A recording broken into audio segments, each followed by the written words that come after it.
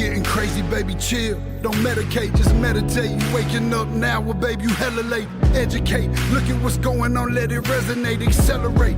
Find your inner hunger like you never ate. Agenda is to push the hate, separate and segregate. Don't celebrate quite yet, the storm is coming, Q, for heaven's sake. Violence that they demonstrate, instigate and penetrate. The values of our country and our God is what they desecrate. My fighters ain't no featherweight, pulling out the seams of the fabric that they fabricate. They feed us lies, manipulate, intimidate through fear and force, forcing us to sit and wait till we come together, congregate, and then we liberate. Praying that you give me strength to find some love amongst the hate, marching on these streets of blood. Welcome back to the Tim and Steve Show. I am Tim Beard. I'm Steve Morris. We got Jeff Kessler in today. He's the chairman of the select board. Thanks for having me in today. Good morning. How are you? Good. So, big vote coming up on Tuesday. Yep, town voting is Tuesday at the Newport High School from 8 a.m. to 7 p.m. I would encourage everyone to try to get out if they can. I believe you can still get an absentee ballot to, I think, up until the voting and such. It's just if you get it next week, you may have to turn it in by hand. I encourage people to try to learn about the issues, the articles that are there. There's a lot posted on the town website. The town report is out. I brought a couple copies for Tim and Steve. This you can pick up at the town office, at the town library. Shortly, I hope we will have it available to download from the town website. Nice. So we've done that. In fact, all the old ones are available either through the town website. And also, if you're really interested, like I know you've done it and I've done it, the real old ones are available through the University of New Hampshire. Just do a Google search for UNH town reports, and it'll lead you to pretty much every town report in New Hampshire. Yeah, I was fascinated when Biddy come in and she's like, in 1975 we voted, and I was like, how did she find that out? Like, maybe she had them all from back then, and then you had said, oh no, you go to this website and they're all online. And it's actually Steve Smith who mentioned it Steve, one time, because yeah. he's always up on that, and it's very interesting, a lot of the stuff that, oh, that's when that happened. Right, and you know, I mean, none of us are gonna remember for any. Well, I wasn't alive in '75. You weren't alive in '75. So, you know, it's forgotten in a way, right? Unless you research it and you look for it, and Biddy did. She spent the time and kind of went through, and almost like we should go through and like take out the little clippets like that, and I was like, maybe we need to put that in a database. Like, oh, just so you know, in '75 we did this or we did that. But it was really interesting, and I was impressed that she found all that information. So, Well, it's important to know, not only for us sitting here when we're looking up stuff, but for future generations as well, because yeah, how many things have we talked about, and then somebody goes and is like, well, actually, we talked about it then in 80s, 90s, or look up votes. Yeah. Nice tool to have. yeah. So, some of the big warrant articles this year. Let's talk about the more easy one, I guess, was the library, the roof on the library. The library came to us, I guess, early in the process and told us, you know, the roof was bad. You know, I've been dealing with it piecemeal for a while. And the library is a separate building. It's not owned by the town. It's, you know, there's a whole library ownership and such. The relationship between public libraries and towns, you know, free libraries, goes back probably to colonial days, that relationship.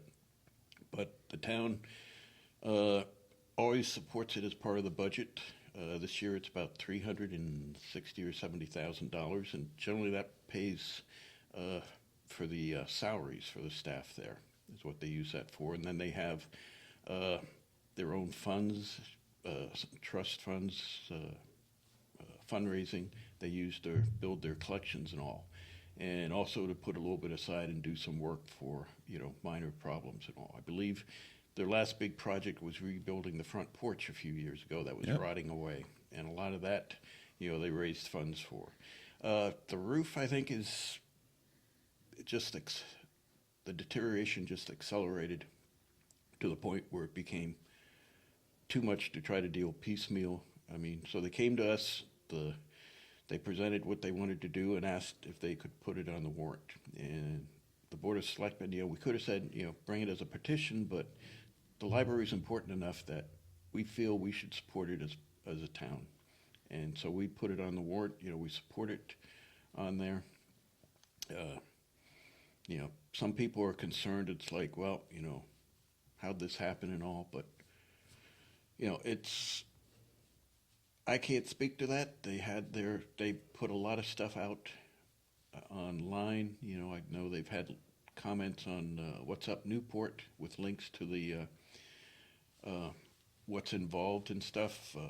At the deliberative session, they talked about it. They actually had the roofer they hired to do it come in, and he presented, you know, a description of the scale of the problems, and you know, was there for any questions and all. You know, it's a critical part of town, and I encourage people to seriously consider supporting it. I've always said, you know, people pay their taxes, and there's only 3 areas really where they really see their tax dollars at work.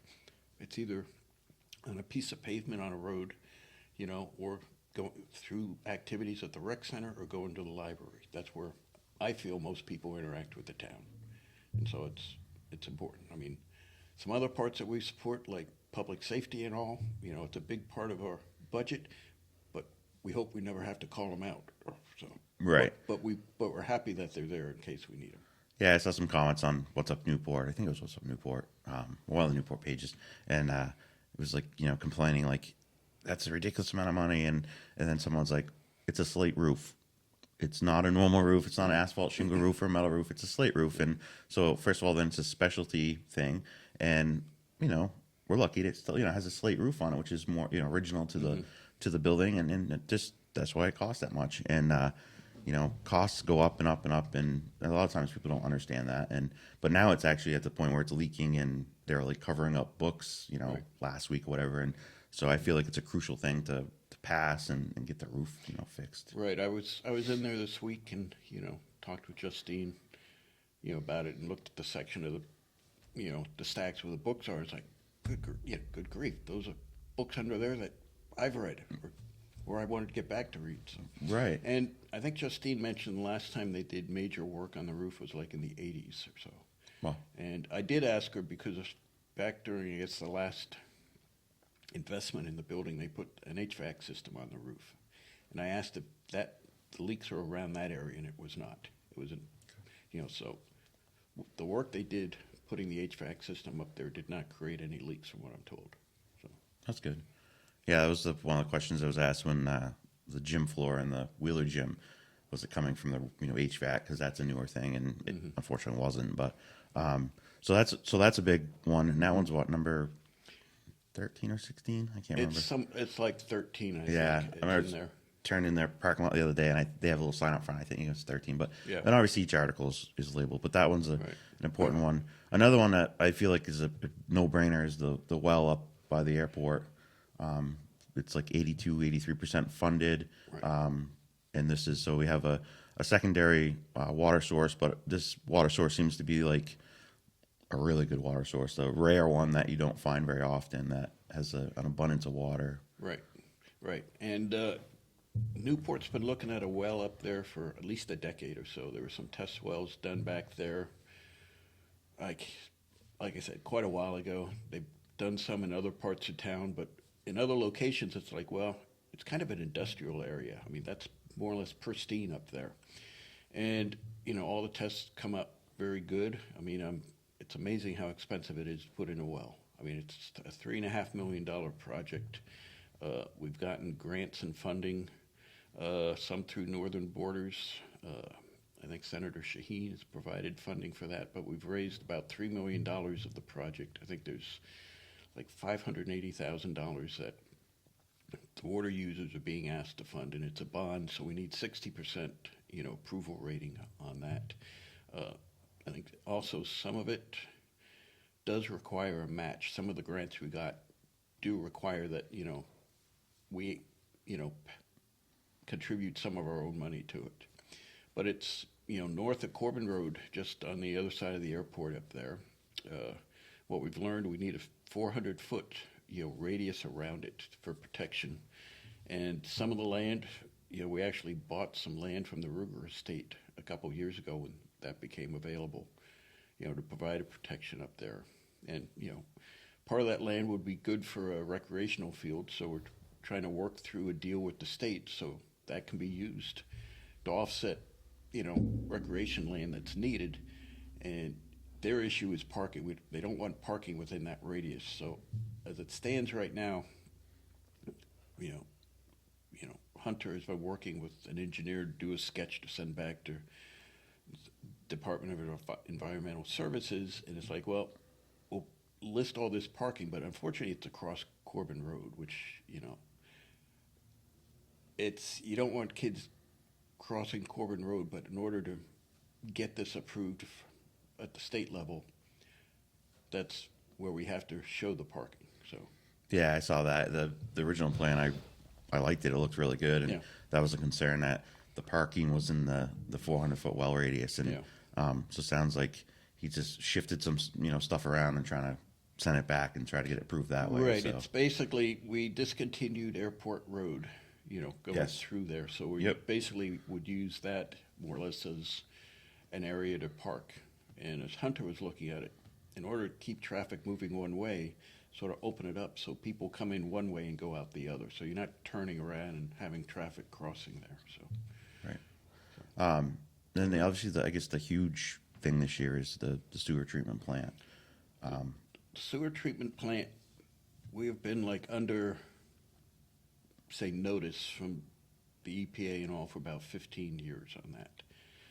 About a decade or so ago, we came up with a proposal working with an engineering firm approved by the state and all that, and it was a new type of system that, going to be wonderful. The town invested about $3 million to convert the plant in order to remove the phosphorus. That was what they were asking for at the time, and got it all done, turned it on, and it didn't work.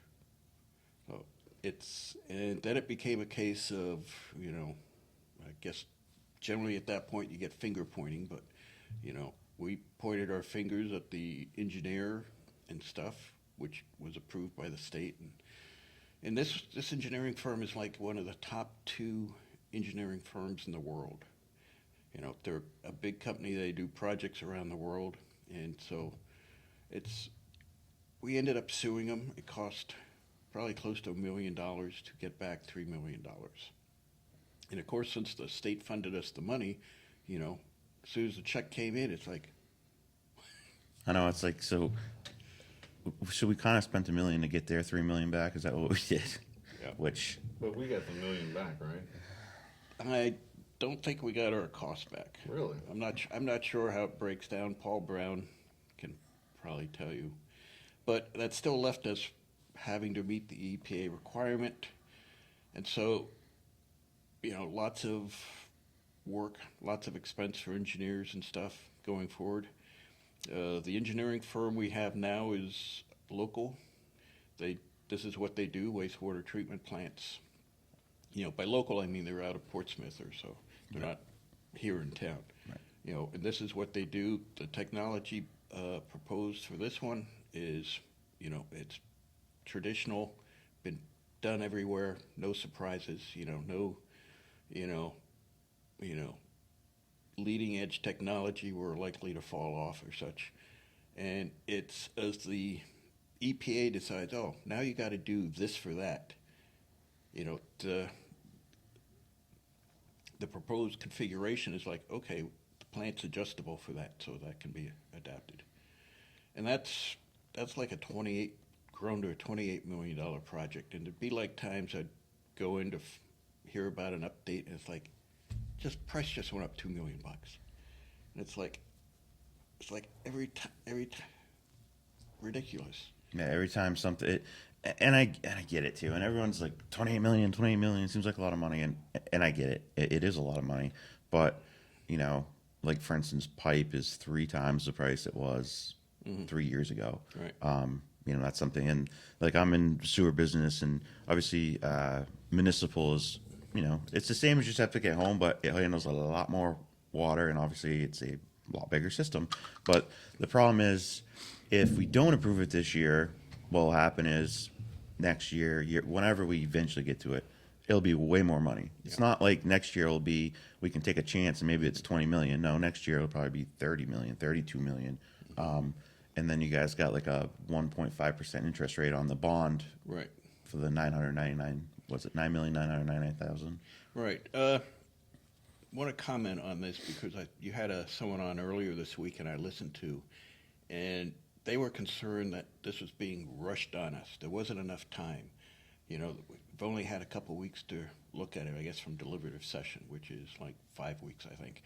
But back in January, the January-February issue of Newport Times, there was an article in there that talked about this. The latest one, the March-April, had another article about it. In February, we had an open house in the Opera House for people to come in, learn about it. The engineer was there and such. You know, he went through his whole PowerPoint presentation, answered questions from the 7 people in the public that came. You know, we try to get it out there. Stuff's in print. If you don't have the Newport Times from the town website, the link for about the wastewater treatment plant, there's links to, you know, you can download those pages and read it. The presentation that the engineer did in February in the Opera House is there, and I think NCTV has the tape. You can hear the questions and such. When this whole thing was coming around and the cost was going up, you know, and, you know, the EPA or the Department of Environmental Services, it's like, well, was telling us as we go forward, you know, we need a commitment from the town that you're behind this. It's like, there's 1,600 users here, you know. Is that it? I thought it was a little bit more than that. I was just doing the math in my head last night. It's something like that, you know. There's more water users than septic users because a lot of people coming down Unity Road get the water, but they have separate septic. Gotcha. So, and it's like, this is Newport. We can't afford this, you know. Well, that was going to be my question. Like, I fully understand everything that you're saying about y'all have given us plenty of opportunity as a town between the different mechanisms of putting out information. Yeah. My question, just like you're saying, is I just want to highlight that, you know, you obviously know this as a selectman, but all of us are like, that's a lot of money for a small blue collar 6,500 population town. And surely, because you know, for whatever differences we talk about with Hunter and everything else on the show, Hunter is a bureaucrat's bureaucrat in the sense of he knows how to fight these battles. I would put out there because this is his job. He's been doing it for 40 years. 40. I didn't want to say it, but I would say decades. It's 40 years. 40 years. So I trust that he's doing that, but like at the end of the day, that's a lot of money. And then Paul Brown said something at the deliberative that has me on the fence because just personally, I mean, 14. Well, that's about 2,000 probably, right? Or is 1,400 going to support that $9 million? It's $10 million. It's a few dollars short of $10 million bond. Yeah. It's like $999.99. Right. You know. But that's only 14 or 2,000 people are going to have to. Yeah. So that's a hard pill to swallow. Right. And you know that because that's where you're heading to. But I was going to ask you if you could hit on, if you remember what Paul Brown said was if we could get it passed and then next year we might be able to split the funds or figure out a different way. We can get to that. But let me finish up here. You know, I'm where you are. It's like there's no way we can afford this, you know. And you know, it's like, yes, we actually, I think, said, yes, we will support this because we are legally obligated to support it, you know. And honestly, I wasn't very, enthusiastic, you know. It's like, yes, we have to do this, you know. I think Bert Spalding at the meeting said they're holding a gun to our head. And quite honestly, I have to say, like, we've been working a lot with the New Hampshire Department of Environmental Services. They've been the agent for the EPA. And they have been very accommodating. I'd say it's more a case of, you know, the gun is in the holster, but it's there, you know, and they haven't threatened. We all know that noon, you know, standoff at noon, right? But I mean, they're trying to get us through this, and they've been running interference with EPA and stuff for us. So, you know, I wasn't happy about all this stuff, you know, and you know, I think we have an earmark from Shaheen on this too. Bunch of other, there's a whole funding stack there. Rural development, I actually, often Fridays I go in and check to see how Hunter's doing and all that. And he was like, well, I've got a Zoom meeting with DES and rural development, who's like, somehow overseeing this, and so I sat in on that, and the guy was telling, oh, the people just pay it. And not sure what I said, but Hunter said afterwards, it's like, thank you for that. I've been telling him we can't pay it, but for you, the elected official, to come in here and tell them they're full of crap like that. So, they more or less anteed up like $6 million toward, funding for it, which is like, you're the federal government, you can do better, and Especially if they're mandating it for us. Yeah. I know. get it. Like, you got to Yeah. have somebody making sure we're not just dumping straight up sewage into the rivers, but, it's at the same time. but again, it's falls into another unfunded mandate sort of thing, and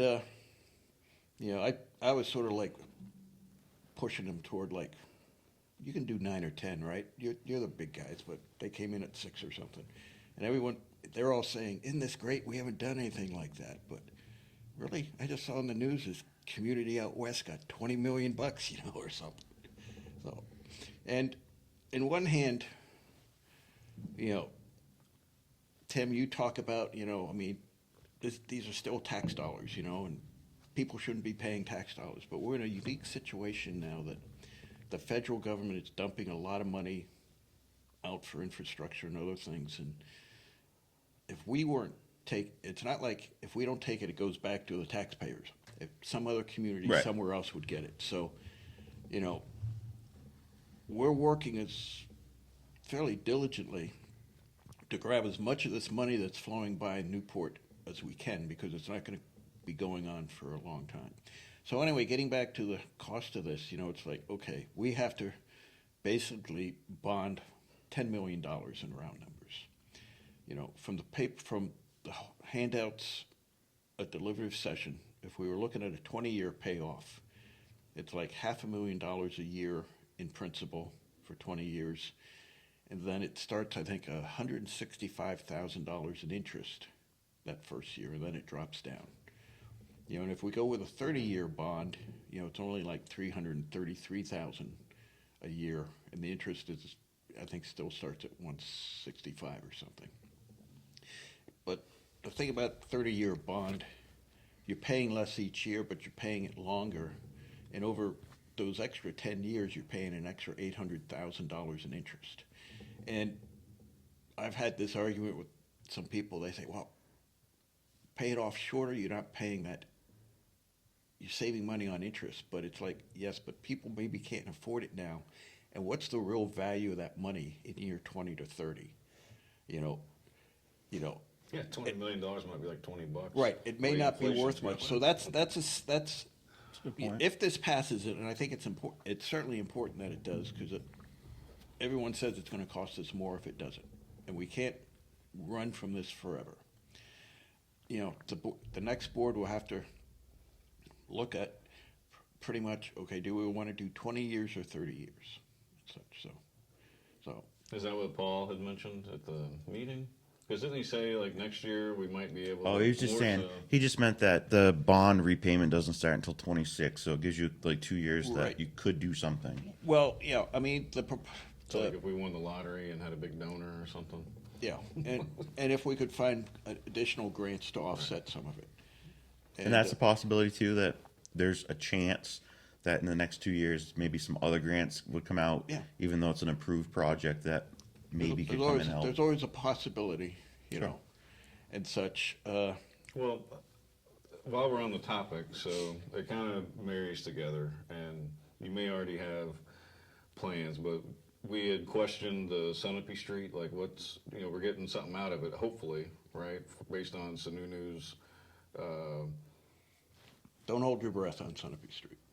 okay. Okay, I'll get to that, but let's. But I was thinking if we do get the 10,000, then that because you're you don't talking- have that okay, money you're talking, earmarked, right? Like, No, you're talking about okay. I like was the thinking of something else. benefits of Yeah, and you look at that. Okay, we dropped that money in there, and it's over time it's not much.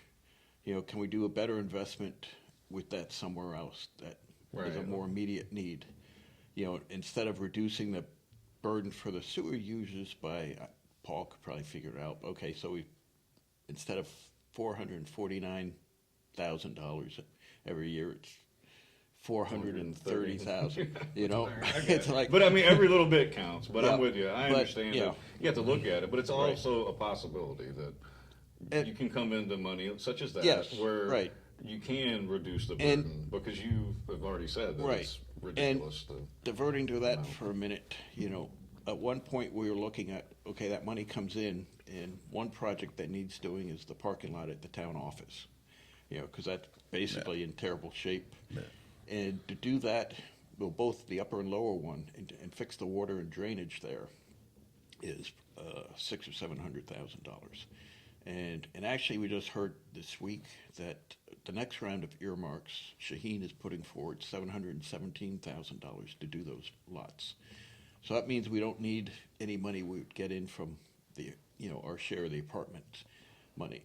But a lot of those projects that are coming in, some that we have now, need matches. So it'd be nice to hold that for matches Gotcha. and stuff. So, but on the wastewater treatment plant upgrade, it was like right before that session with the engineer at the Opera House. I was talking with Paul Brown, and I've mentioned this before. And Paul talked about he had to replace his system and what it cost and all. And you probably know this better than any of us, just how it works out. But looking at the costs, say, over the life of the bond, where the users, proposal was sewer rates would go up 30% the first year, and then 25% the next 3 years. So it's up to like 105%, or, basically double what it is now. And when Paul was telling me what it was costing him to replace a system, it's like, okay, amortize it over the life of a septic system. How far off are they? And listening to Paul, and I guess, some others, aside from someone who's had their system 70 years, it's like we're paying as we go, while the septic system users have to save up to make a big investment every 25 years or so. So I don't think, even with the increase over time, we're not blowing our rates completely out of line with what a septic system. It's still double what we're used to. It's double what a lot of people can afford, I mean, we have people on fixed income, we always have, and we always will, and no one's neglecting them. But it's like, well, we can't keep everything as it was in 1950 just because that's when. You bought the house. Yeah. I know a lot about Paul's system. I put Paul's system in. But yeah, so the argument you make is correct. I So don't think it's an argument. I think it's an analogy. Yeah. I think it's an analogy, and it makes it easier for me to swallow the cost Right. of the project. because I know Bert's like, well, I've had my system for 40 or 50 years, and which I get that too. But the reality is, if you look at anyone with a newer house, their system, I mean, a new system's 20 to 30, or excuse me, 20 to 30 grand is pretty accurate. I'm usually in the 20, 25,000, depending on the size of the system, whatever. But the systems now, I hope you get 20 years out of them, and it's not because we're using bad material, or we're using what the state likes, which is Enviro systems, which fail way faster than stone and pipe systems or dry wells. So the analogy of them being similar or extremely similar is very accurate. I mean, you pump your tank, 2 to 5 years, depending on how big your house is, and that's say $400 per year. So it's pretty accurate. It's just the sewer users will be paying over a 20-year period or whatever the period is, and a septic person, pays that a little bit every few years to pump it, and then they get hit the sticker shock of, oh, your system's junk, and now you need a new $25,000 system. So if you break it down by year, it's very similar. A lot of people have made the argument, how come the whole town isn't paying for it? And well, the whole town's not on this. Like, I have septic, you have septic. And the town doesn't give us money when we have to put a new septic in or a new well in. So that's, the argument. So it's a tough thing, though. It's tough for me, the Yeah, and I will vote for it, because if we don't vote for it, we as taxpayers as a whole pay the fines from the EPA. But it's tough to vote on something that financially doesn't affect me. It's like, Well, it's, one thing is, if for some reason, this passes and then the sewer users default on it, it falls back on the whole town. So the whole town does sort of like, we're sort of like, Guarantees. Guarantees. yeah, or what do they call it when you're we're the co-signers. I we're guess, yeah. co-signers, yeah. And there have been efforts in the past. Once upon a time, there was a line item in the town budget called hydrant fee.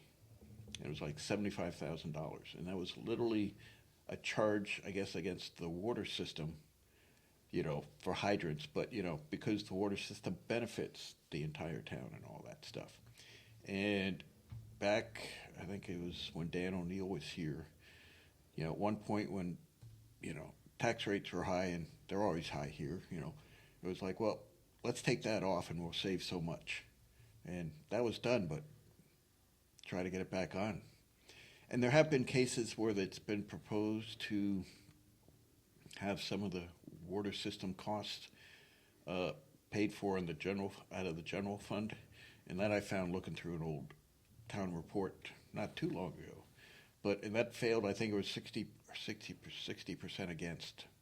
So, Yeah, that was one thing I think we talked about when Jeff North came on the show was, we talked about how our towns already seem to kick the can down the road, and we made sure we really acknowledged the fact that, yes, it's not always been the town manager at the time or the select board kicking the can down the road. It's been the taxpayers voting down what we were proposing, which then that falls on us. Like, hey, like you can't keep kicking it down the road. You got to tackle little things every year, small projects, sewer and water upgrades. Like we need to have a plan. We need to be doing that. But you're right. If we bring it forward in the town, people vote it down, we're shooting ourselves in the foot. So it's not the board of selectmen's fault. It's not the town manager's fault. It's the voters that voted that year. yeah, on that, along Unity Road, this summer we're doing $2.1 million worth of water main work. 1.3 million of that was approved at a town meeting a couple years ago. Again, another earmark from Shaheen, and I think some funding through Northern Borders region. But what we're finding, like you said, the cost of pipe, availability of the pipe, so we may have thought we were going to do so much water main when we first thought about it. The cost has shrunk that down. Yeah, literally pipe is three times the cost. And actually just yesterday talking with Hunter, it's like, well, we're getting this money in from the apartments. Ideally, actually, the one on Spring Street is the one we're definitely getting. The other we may not be, depending upon timing and all. But it's like, well, what would say $250,000 worth of money dumped into that? You've got them already mobilized. They're out there working. It's like, just keep working for another $250,000 worth of work. What would that get us? So. And that's a case where it is a needed infrastructure project. You're not mobilizing something and having all those costs. They're already on site. Just keep working. Right. And that's a discussion we'll probably have. Nice. So that was Herb. I think Herb answered it for me the other day, but I'll ask you because I know you will know the answer 100%. Was on this one I'm confident you will. So you had two public hearings. Like one was, I don't know if they're both in December, but back in December area for the tax abatement for the Mill Street project or the Sunapee Street project. 7090, Yes. basically tax abatement. If you meet certain qualifications, if you're in a certain zone, and you're renovating a project. Yeah. So you guys, you could have approved up to 13 years. You approved 3 years, which worked out roughly $300,000 per year. Now is what one estimate is.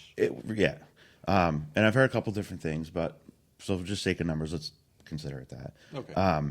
Now, when did you? So my argument, I guess, was if you had said in the public hearing, hey, but we're getting $10,000 from Sununu for every unit, which so we could get 700,000 out of this project.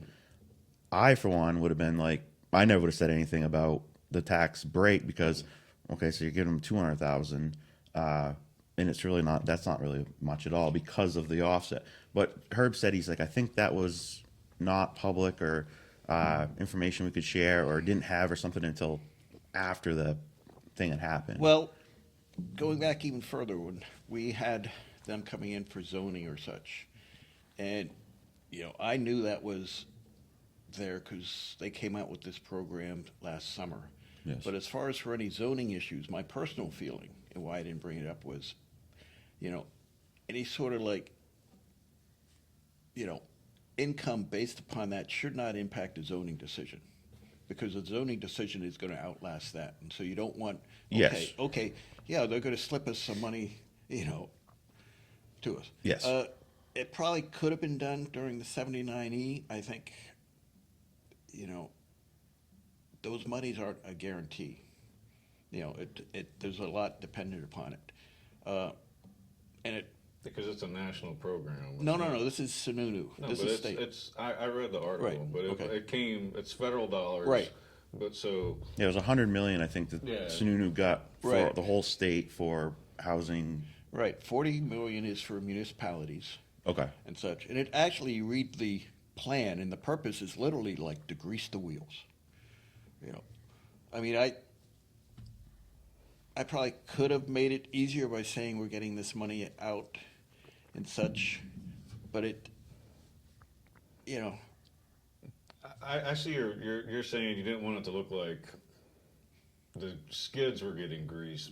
but actually, they are, but they're not, because that's it little- benefits us Yeah. twofold, because there's a housing shortage in New Hampshire. Obviously, bringing in more tax dollars to the town is a good thing, Yeah. because that helps us down the road, not necessarily that first year. Yeah. You know what I mean? Like you got to get time for it to sink in. But I think Yeah. I understand why you didn't. I think that now that we know that, though, that kind of changes the perspective, if that makes sense. yeah, it Because- does. It because does, now it's not as and I big of could have, a- and it could have changed the discussion. It would have changed the discussion, but would they have been discussion points that we should have gone to, or should we have stayed with the pure? Yeah, it's hard to when you is, second, but- and But where we are on hindsight. that, our last meeting, I can't remember. Well, yeah, we had a meeting. I guess I can't even remember. We approved the minutes at our last meeting. So prior to that, a prior meeting went into a non-public discussion. And one thing with these units, Newport has an access fee for water. It's $2,400 per unit. So Sunapee Street, it's 70 units, $5,600 or something. Well, it's a lot of money.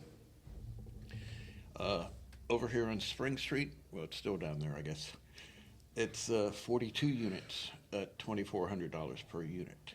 Because we're getting that, we have the potential to get that money from the state, and it literally says, grease the wheels with this.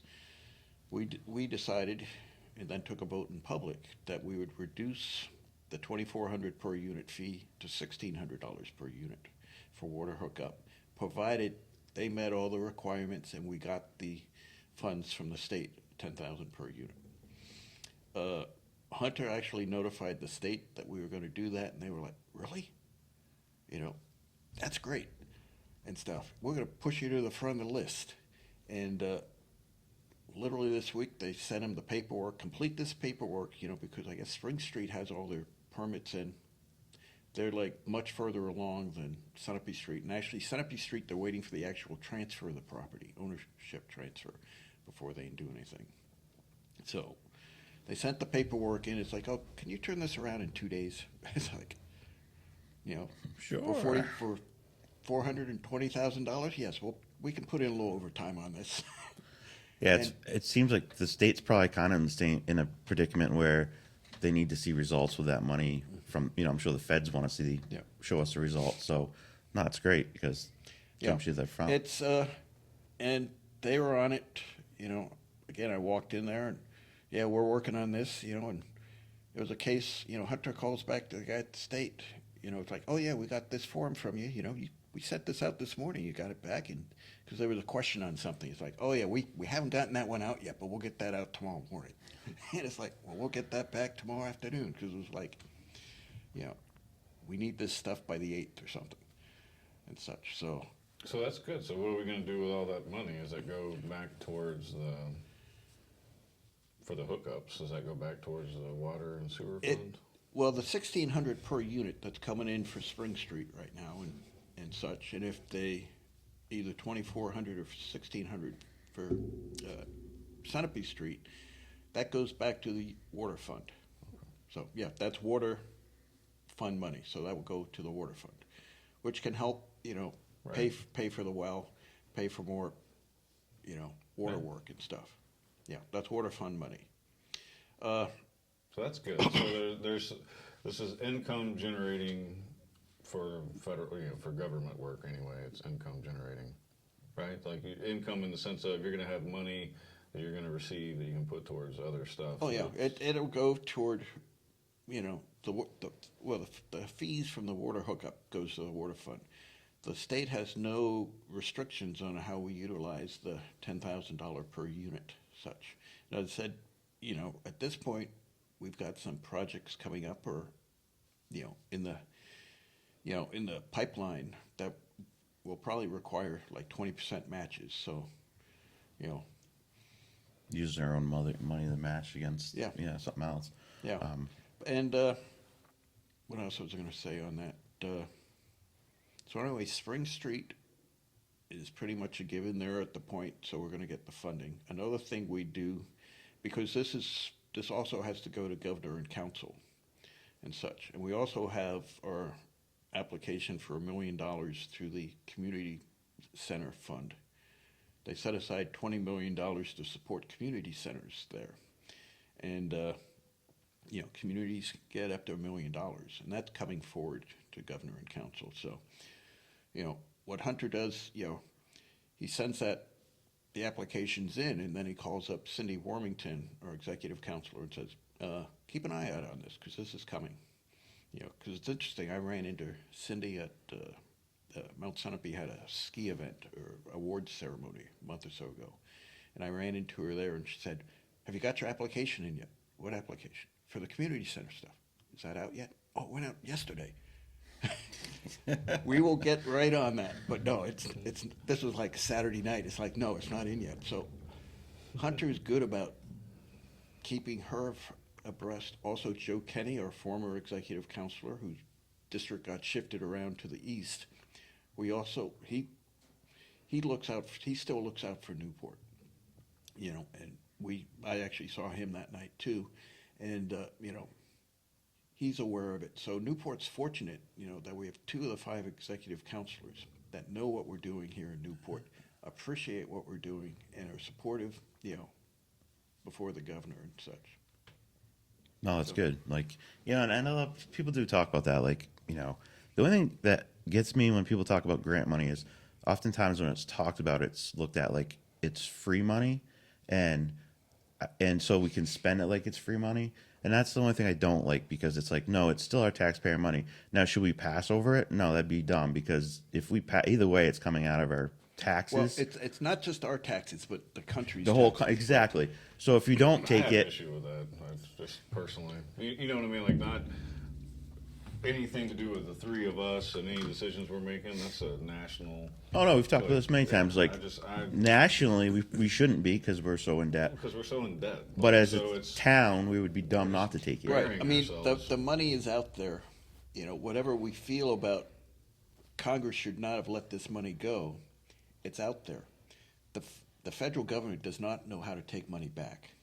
It's beyond their thought process. So someone's going to get this money. And as I said earlier, this money's flowing right now. It's going to dry up before too long. So it's basically, okay, what capital projects can we address with this? Okay, let's go down the list.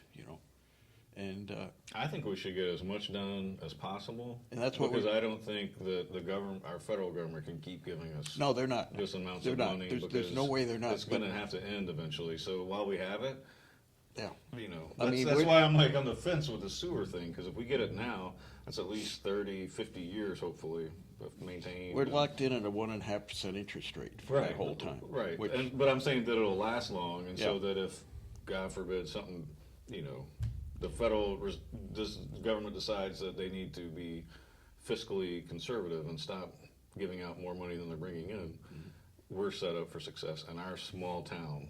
right. I mean, we'll Right? I mean, does that make sense? Well, That's- we'll have a new sewer treatment plant, but there's pumps and other stuff in there that are going to wear out. Right. And right, it's really up to us to start putting in it to a capital reserve, because especially with a 30-year bond, it's like, you know, some stuff may wear out before we're done paying for it. So Can I ask you a question on the? So we've seen. I've looked it up online. The town 30-year plan, or is that what strategic master plan. Master plan is How- out of date. Yeah. How often I was going to ask. How often do y'all, or should you update that? It should be updated every 5, or actually every 10 years and such. And certainly, you know, with a lot of that's been going on, it needs an update. The planning board has said they're going to do it, and they're quote unquote doing it on our own. Hunter wants them to contract with the Regional Planning Commission, this is their bread and butter. They know how to do it. They know how to survey people, run charrettes, you know, get people out, get the input. You know, it'll cost more money, but you'll get a better product.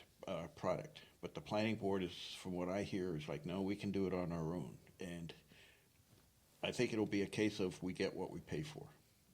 That seems kind of out of their purview. Like, Well, it is, master plan is under the purview of the planning board, and that's how the RSA set it up. So. Huh. I think if you have a good mixture, but I'm also with Hunter on this because, case in point, I'm on the CTE committee, and there are construction terms that I have to go and look up, and I'm not an expert. But then if I talk about it with Tim, he's like, "Oh, that's no," you know. And it's like, without even hesitating, he's like, "No, this," and then he can explain it to Yeah. me. And so, So put him on the committee. He's my alternate, so he went to the last meeting. So, but knowing that, I share and Yeah. get the information because you know my Yeah. focus in life was human resources, so I can HR anybody Yeah. in this town. I can out HR them, but I cannot out you know Yes, but build someone. But do you want to go back and HR anyone at this point? No. That's why I'm doing the Tim and Steve show Yeah. and gardening. Yeah, there you go. yeah, no, I And on the just school part. the master plan's a big thing, and I think, yeah, I don't know. I would agree with Hunter on it because you should send a survey out. What's important to you, you know, and what's important to. Well, I think it should be a mix, though, because Yeah, sometimes yeah. you get somebody from out of town that doesn't understand the Newport way. Because I think there's very particular things that we do that I've only lived here for 5 years, and there's certain things in this town that, like, Right, they can't come They're in unmatched. and they wouldn't come in and right. you know Dictate do it and everything, They yeah. basically bring the, I guess, administrative expertise I into gotcha. how to collect the data. They know how to, you know, Correlate interpret it. it and all that stuff. I mean, that's what they do. I mean, gotcha. it certainly does not alleviate the local community of any responsibility to lead it. So. Gotcha. And you wouldn't want that. No. I mean, you'd get a boilerplate. So, Yeah. I asked you this off the air, but I'm going to ask you on the air because that was the Uh-oh. point of it. No, it was a simple thing. So, was I correct when I said that Maple Street, Hunter got it paved for 30 grand, and you had said it was 37. 37, Yeah. which It's still a bargain. huge bargain, bargain. it is. And that was one of the things that I had said to Hunter as like, hey, great job with, because that road was horrible, and you know, you had to wait till the pavement companies, they finally opened, and he made a deal with Pike because down the road there's a plan to completely redo Maple Right. Street of all the infrastructure. There is a desire to do the whole Maple Street stretch there, it would be water, sewer, the sidewalk, which, you know, I mentioned to you earlier, I think is a desperate need. It needs to be done. And redo the road, instead of just putting a layer on it, well, if you dig it down, you're going to rebuild it. Right. And that's several $1 million. We had actually gotten a grant for $800,000 to do just water. Okay, and we could only do water with it. It had nothing to do with redoing the road, the sidewalks, or the sewer line next to it. So it was a case of, well, we can't just do water, you know, and such. So we ended up returning that money. And because I had also asked, it's like, well, can we just do $800,000 worth of work? And no, it's prorated. It's $800,000 for the whole stretch. So if you only do 10% of it, you can only spend $80,000. So it's like, it's not like we could just do how much we could of the whole thing. Right. So, and it makes no sense to spend a lot of money to redo a road and then tear it up 10 years from now to do sewer, because you need to, you want to do it as one job. exactly, yeah. So, you know, some people have said that, and I'm like, no, you don't. That's dumb. So we basically directed Hunter, you know, return the money, you know. And I think Hunter said this is only the second time in his life he's returned money. It's like, you don't want to give money back, but I mean, was so tightly confined to what it could be used for, and there was so much more work that needed to be done at the same time, you know. So. Yeah, and like the whole thing about the Sununu thing that I was talking about, where, like I said, like if I'd known about that, like when I watched that public hearing, I never would have criticized the board for it or said anything about it, because, oh, that makes sense to me. And then I questioned the other day, and it had nothing to do with the board, but permitting and then like fees. And so then Paul said, well, normally, like if a construction company is coming in and do a job in town, we don't charge them the fee for the permit, because that's just basically Billing ourselves. Yeah, give them a check and then they give a check back to the town. And so I had said, well, okay, if that's a policy and that's how everybody, you know, it is the same for everybody, then okay, that's cool, that's fine. So I think it's just transparency is the most important thing, right? And the more the resident is informed of everything, I mean, the less they have to bitch about, honestly. But Yeah, and there was a question there about the actual permit, if I remember that case. And as I understand it, it was like the building inspector and United were like, you know, it's like, well, no, we don't pay for the permit because it's a town. And building inspector, one or the other, is like, well, let me check on that, we'll get back. And they never got back and did the permit. You know, it's like, oh, whoops, so I'm going to assume it's all done now because it's right, it's been okay, yeah. It's like, yeah, let's take care of that.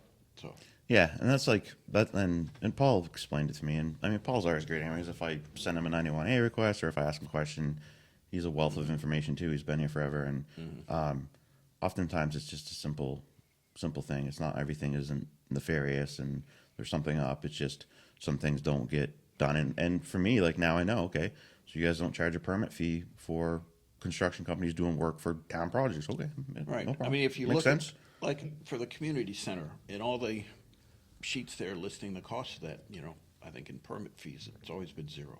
Because, you know, it's not part of the budget to charge ourselves, you know. Right. Raise more money to just get the money back in a permit fee. Like, so, you know, I get that. No, and like I said, I don't know who I was talking to, but I was like, no, I think all our projects should be done by local companies if we can. You know, it's like, okay, United's doing that job. Yep, great. They put a bid in. They got the bid. No one else put any bids actually on that project anyways. And I always want local companies doing the work. I don't want to see a company from Massachusetts or Maine or something come up to do a job here if we can help it, because that keeps our money local. Yep. And that's, to me, that's like the most important thing, is keeping our money local whenever we can. So, yeah. General budget, what, like a 35-cent increase, 32? It's somewhere around that. Default budget would be $690, which I think is what the current town budget is. It would go up to $728, and that's pretty much because health insurance and property insurance has gone up, and we're looking at trying to give everyone about a 5% raise this year.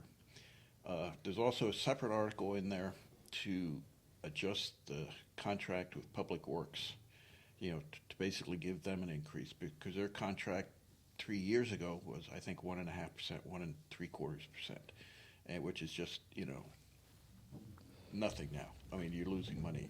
Yeah. My personal opinion on that is it should be supported, because the rate of inflation is affecting Yeah. all of us, and we can't expect our city and even our school employees to Right. to do with less when we're all like, I need more money. Right. I mean, They it's obviously do. and the increase to the contract, I think, is 8 cents on the tax rate. And Newport, the employees we have work hard. They could use more workers. Some of that is, positions that, can't be filled.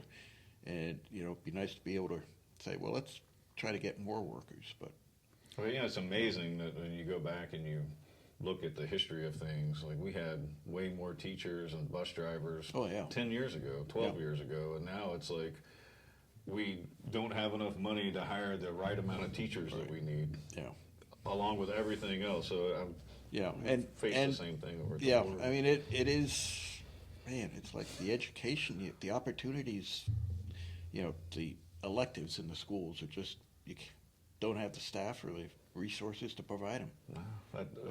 Fortunately, though, the school is invested in the state and the CTE program. Yeah. And if you're not interested in the college route, there's no better way than to get in there. Yeah. Like, I wish I had a CTE program as robust as ours. I've mentioned on the show before, when we lived in Kentucky, we went and took the tour because we moved here right before Zeta's freshman year, just in case the military pulled back my retirement or whatever and made me stay. So we went and did it, and I mean, they had air conditioning units lined up. Yeah. I mean, they were coming out of there basically ready to be apprentices in Right. fields where money is, you're going to get paid if Yeah. you can fix an air conditioner, Yeah, you can fix a sewer line. Yeah, some of that over in Claremont, they do the HVAC and the building trades and stuff, which is good. Yeah, that's but I want to speak to that because you mentioned the term blue collar. One of you did I think today. I did, maybe. And earlier, someone else made the comment, and at a previous one I listened to, and it was made in the comment like that. Listening to it, I got the impression it's like we're a blue collar town. We can't go after the good stuff. Oh, I don't think that. I don't think that, but Well, I don't, but that's the impression. That's how it came across. I can't remember the context, and I think Jeff was talking about blue collar.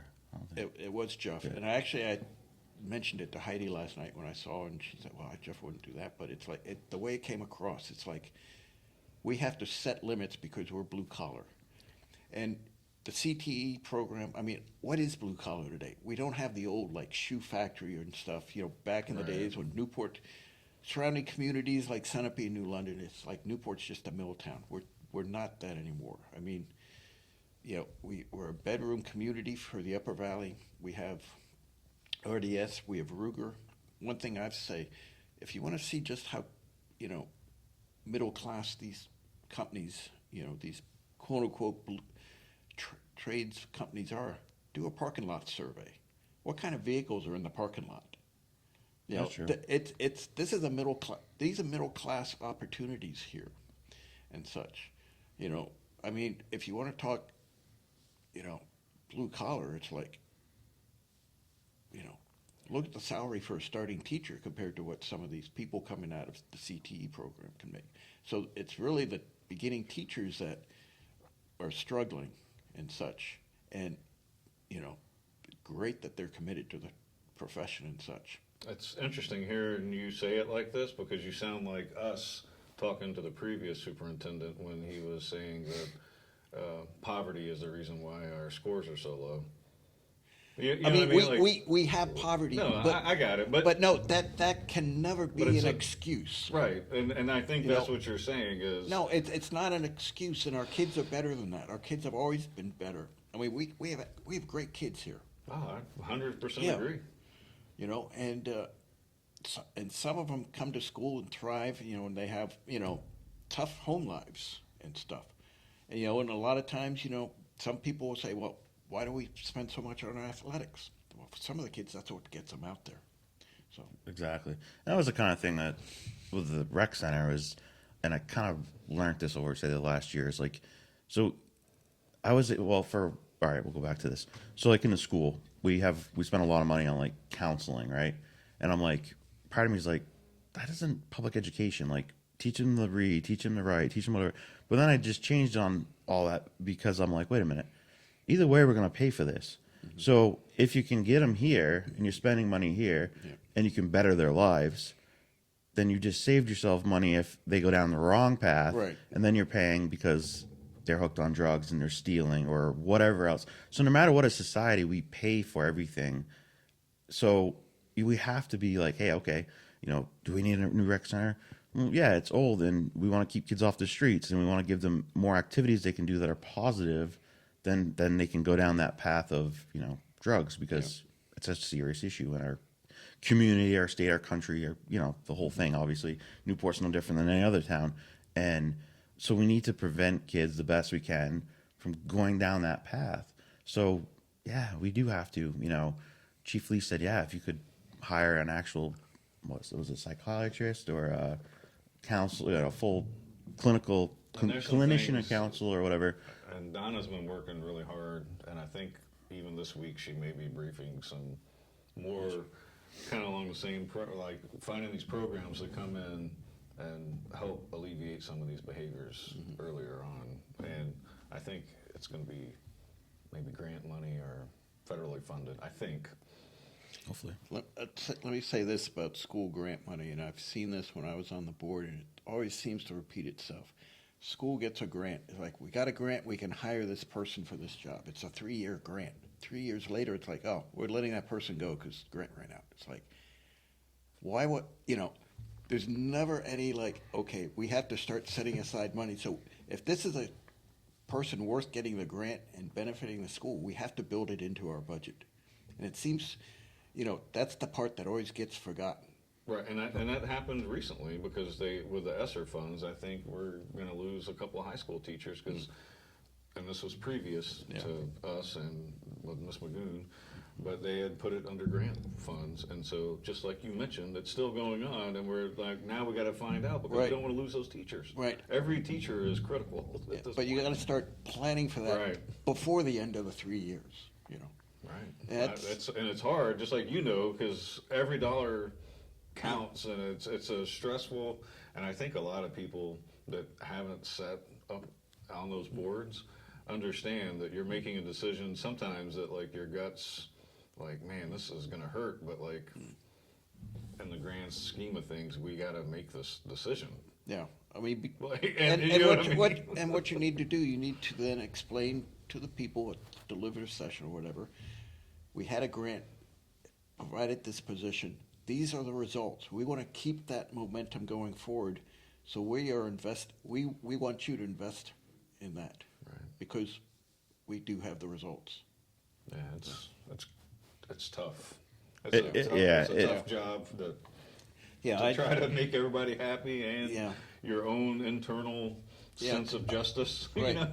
Two years ago, when Sununu came here to literally hand me the giant check, for the work that's being done now in the back of the Opera House, Jenna was there, and I introduced her to Sununu, the chair of the school board, and I threw out the comment, it's like, because we were coming off the end of the last budget where they threw extra money in for education, and I said, we really need to have this money in here, and his response was, well, COVID money will cover you. That's not a forever that's a solution. just like we're talking about. But that was his actual thing. You guys are fine. You got ESSER money or COVID money, whatever it is. It's a short-term fix. I've said many times that I truly believe the overall state of New Hampshire is trying to ruin public education because then they won't have to fund it anymore. Based on the head of the Department of Education doesn't believe in public education, which is And insanity. you're basing that on his children go to private school, so that's what he's basing. Yeah, and like Not comments on he any- said, yeah. Well, that by itself is nothing. It's really how he It's- does his job as commissioner of public education. Right. Just because your kids, yeah. Yeah. Exactly. And it just, He supported our increase, so Yes, so Steve we like Davies him got right now. no Okay. negative things to say about the commissioner, other than I get it. Until you get the check and cash. It's really Everything's great if you're watching this. it's really deep in the. I don't know if they could pull it back so easily now, though. Well, long time ago, someone who, a tech guru I used to follow when I was involved in all that, made a comment that public education nationwide, and at the time it was like a $990 billion industry.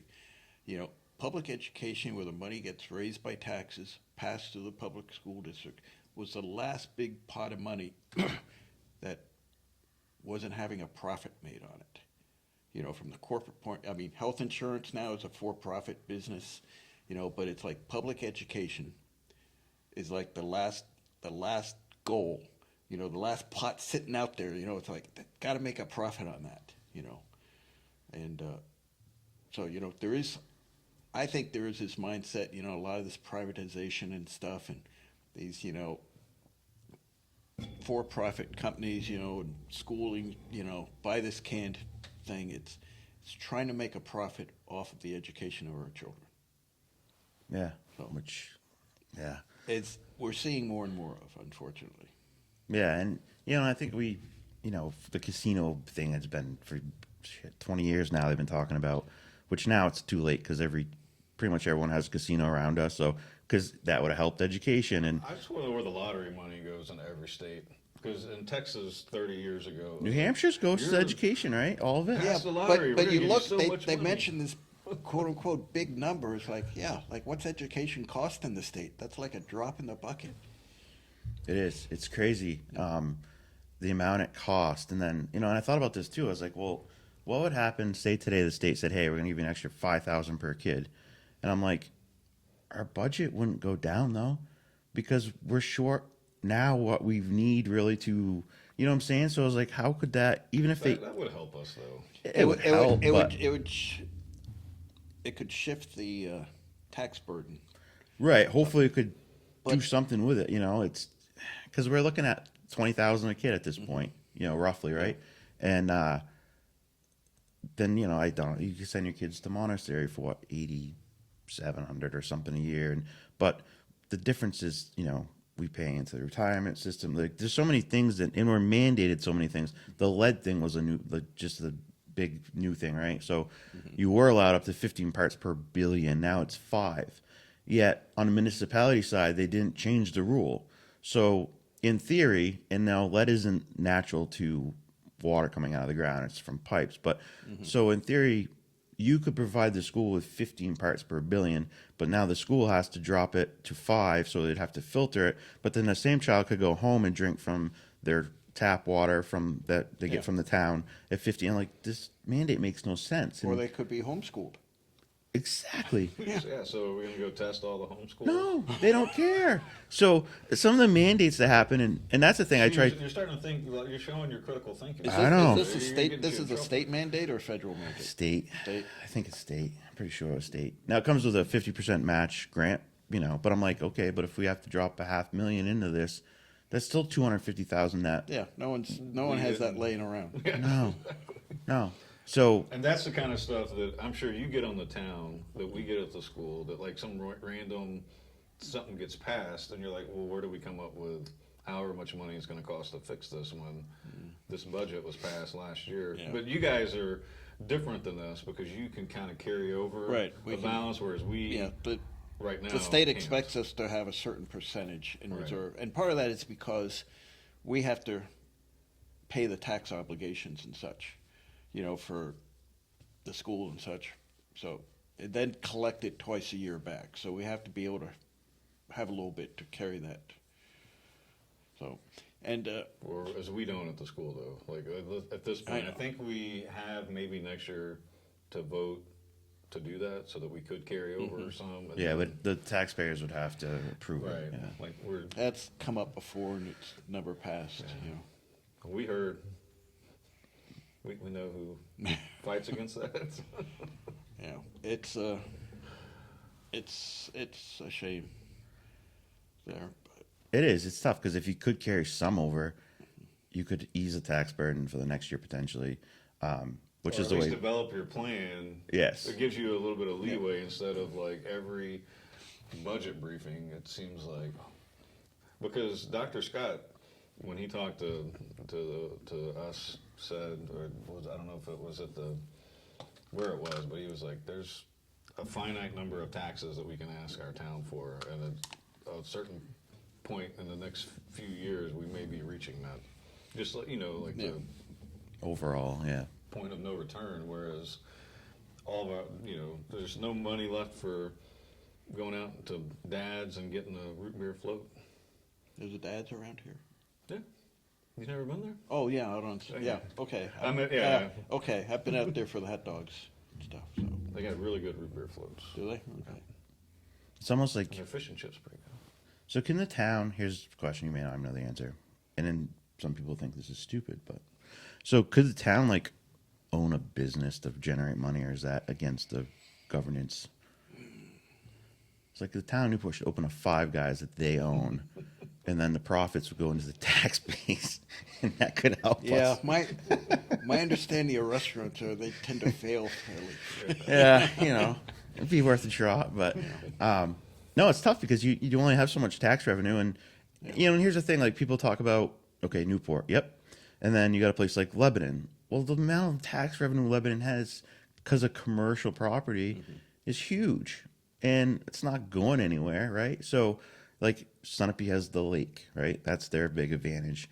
But places like Lebanon or bigger cities too have a bigger amount of commercial properties and whatever to help with their taxes. We're just a small town. We don't have as much. You got Ruger, which is a big benefit to our community, and then a couple other employees that are large. But Ruger happy with the town? I From would your say so. perspective, I have not. It's been a few years since I've been in there. Hunter talks to him regularly. Hunter actually beat him up enough that they are contributing to the community center and such. But I think a few years back, at one point they were telling us that Ruger has 3 factories in the country and 2 factories worth of work. One thing they will say is the work ethic of the workers in New England and here far exceed what the workers in Arizona or North Carolina are. Oh, nice. that's good. I mean, New England work ethic, they haven't been able to replicate it elsewhere and such. Also, 2 years ago, Ruger made a big investment by air conditioning the plant here, which, I take as a very positive sign. That's good.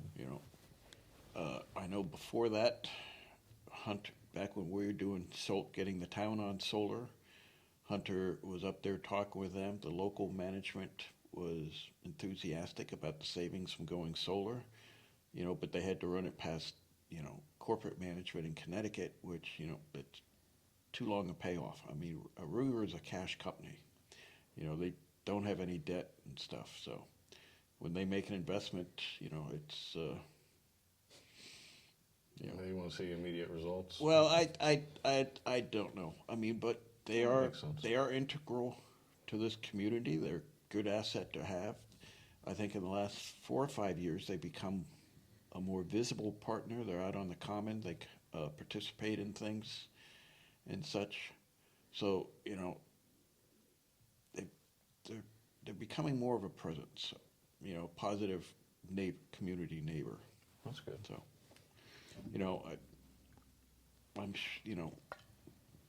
the things last time I was in there, they listed 3 things that were important to them. Housing was one, someplace for workers, which these 2 apartment complex will address. The other thing was daycare, childcare for their workers.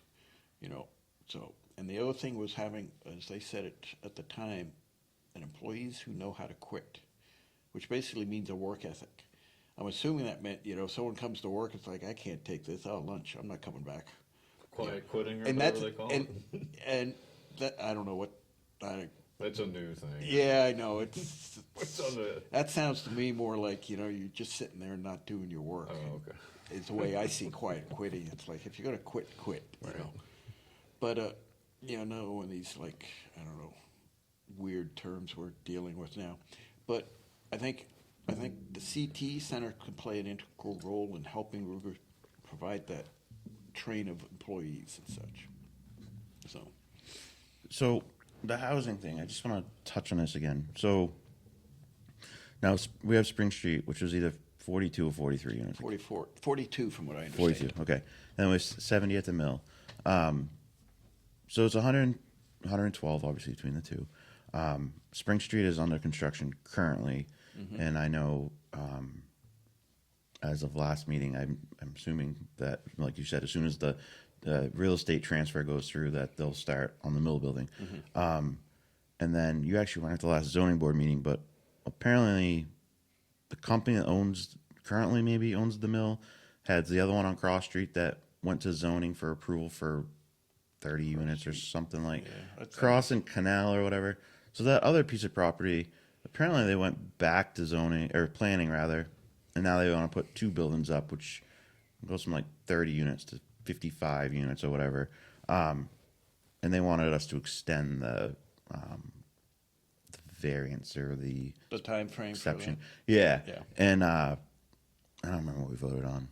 I think we voted to not do it because we were like, they're changing what we approved because we approved it a certain way or whatever. Is that where they initially wanted like storage units? Something. It was the one across by the other side of the dam there. Right. 8-acre piece there. And so the question I have is, if that was all to actually go through, if we add up all the units, my concern is we're getting too big too fast, too many housing options in town. And I agree 100% we have a housing shortage. I agree 100%. If you need an apartment right now, it's like you'd be really hard pressed to find one in Newport. But we also open up the risk too if you get another 100 families moving in town, what that will do to the school, where if you had another 50 kids or 25 kids, 30 kids, whatever. And I know that obviously depends on, is it at one grade? Is it spread out? How much housing do we want to approve? And the same question, can we say no? To more housing? Right. If someone comes forward in the zoning, like, can we say no because we're like... If there's a legitimate reason to say no, certainly, you would expect they would say no. Certainly with a land use board, with a quasi-judicial board, and they can appeal it, and Right. drag us to court and stuff.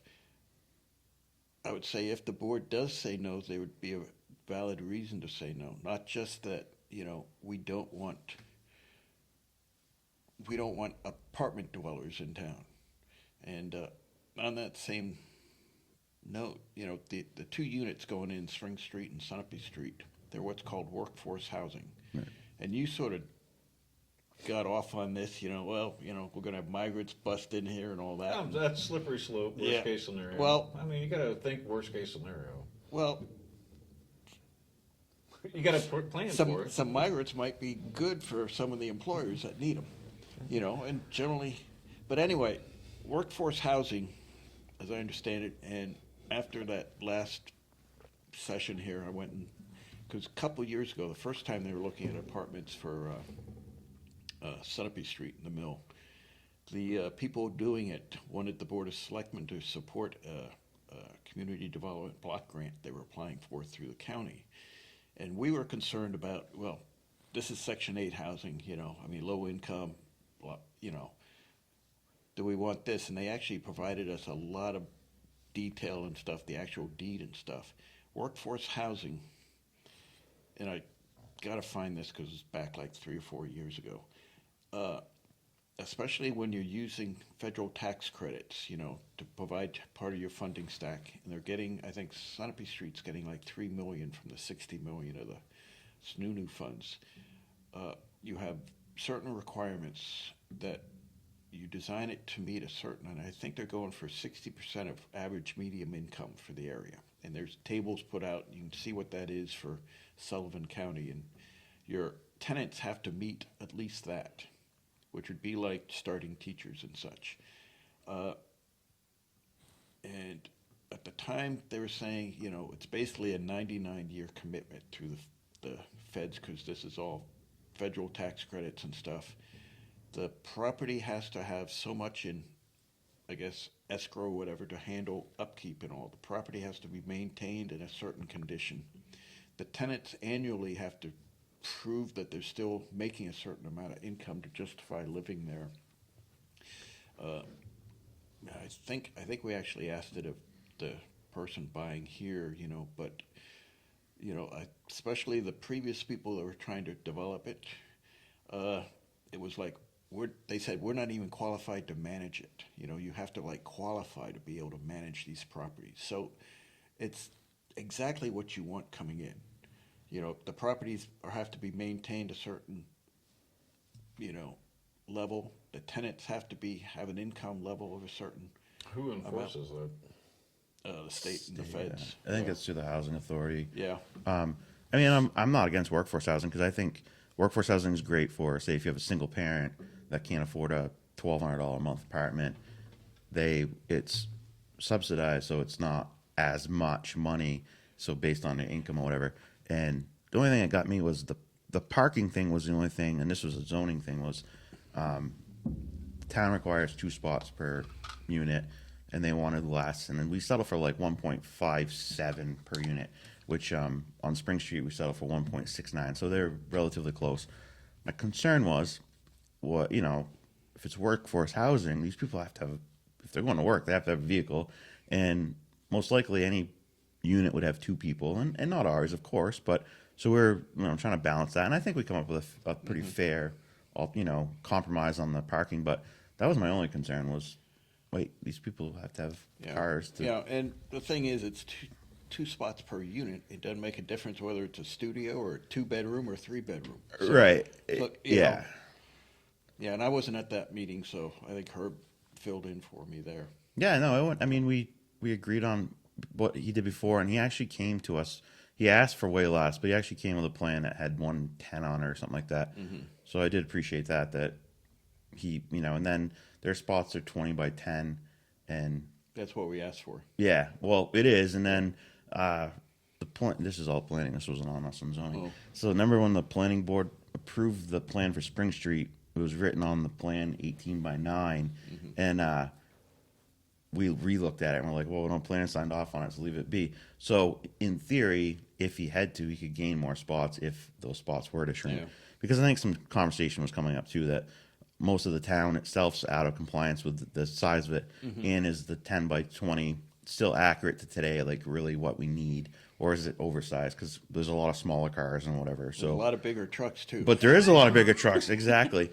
Sometimes going down Main Street's tough because it's the bigger trucks. Yeah. It's never the smaller cars. Yeah. But just the concern is just too much too quick. Well, I don't think so, because these projects, hopefully that they've done their business plans and such, and it may be a lot at one time, but that's how these things go. They got the funding, they're doing it, and I feel fairly certain they'll fill up. We may get people that can't afford to live in the Upper Valley and will live here and make that commute.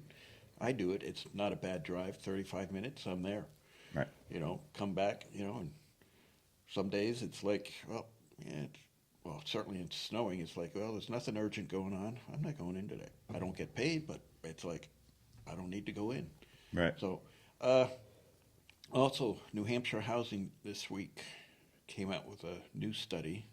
I think they revised how they came up with it, but there's basically saying New Hampshire needs 90,000 additional housing units by 2040. So It's interesting to me because we're going through this here, and I was just in Texas for the last 3 weeks, mm-hmm. Helping out family stuff, and my friends that I grew up with, one's a teacher, and they're on the bond committee for the school. Her and my buddy Jared, they're on anyway, and they have 1,500 to 2,000 houses going in, like not apartments, but like houses. Yeah. And so their mathematical formula is like 1.5 kids per house. And so they obviously need a new elementary school and probably mm-hmm. a middle school. And the town is rejecting it. The town's like, nope.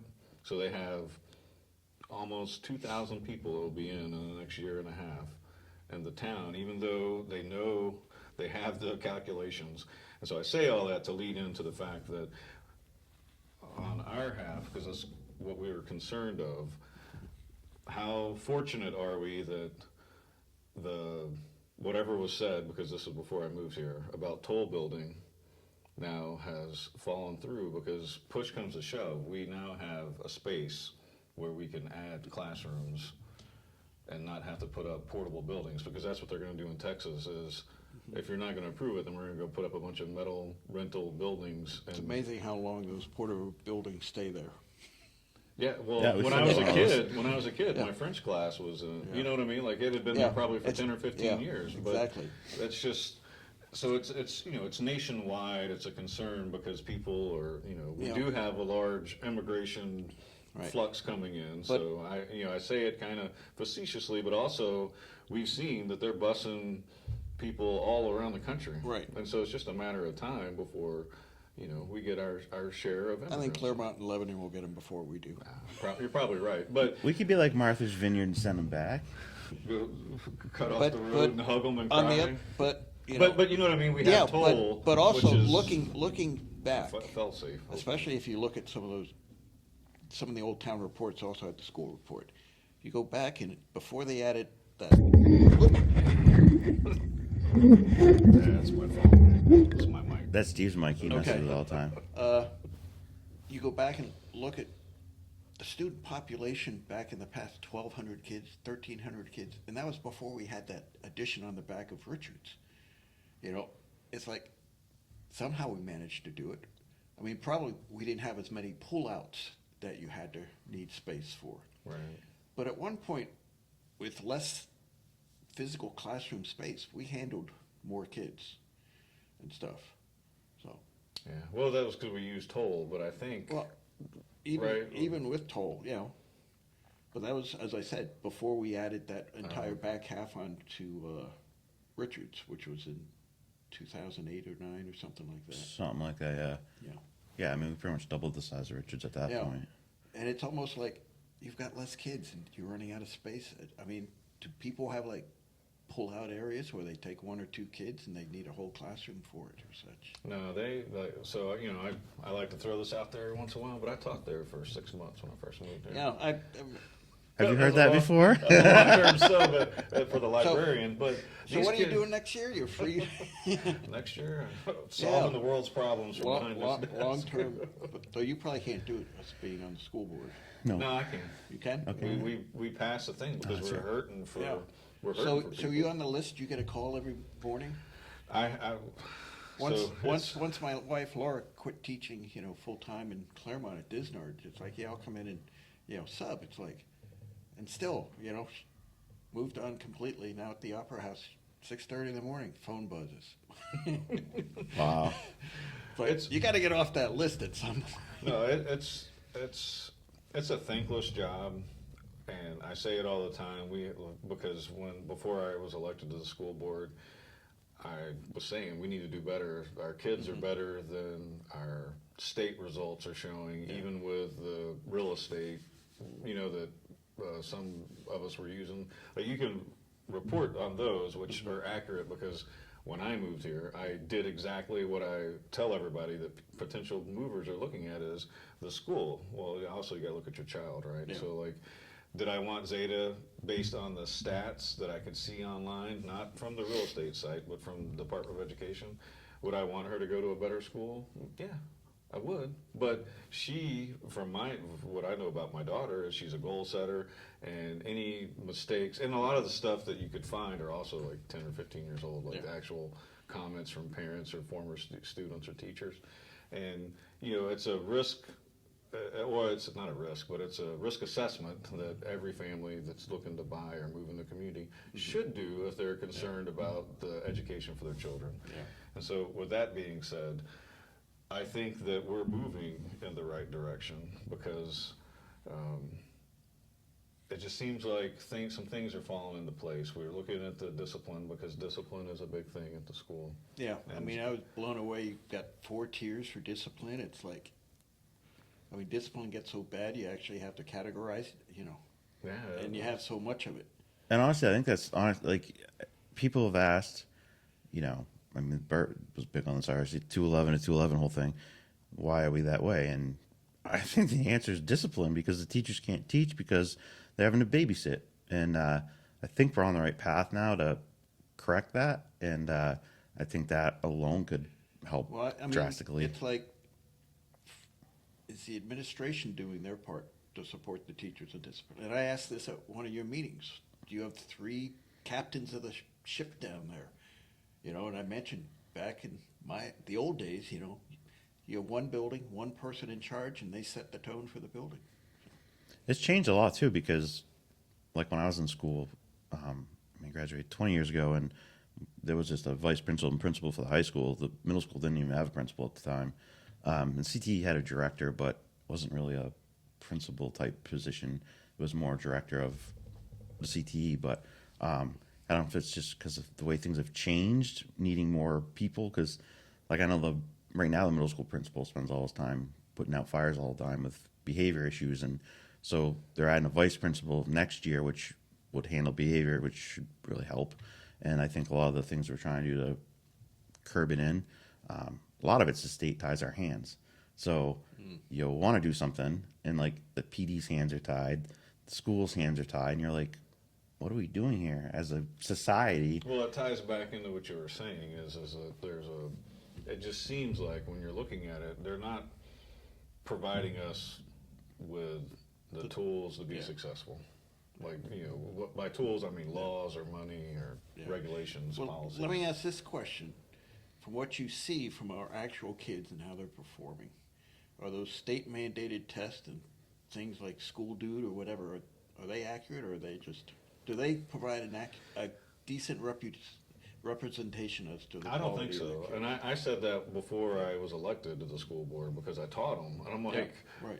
the amount that they say are proficient on the test do not match up with what I interacted with.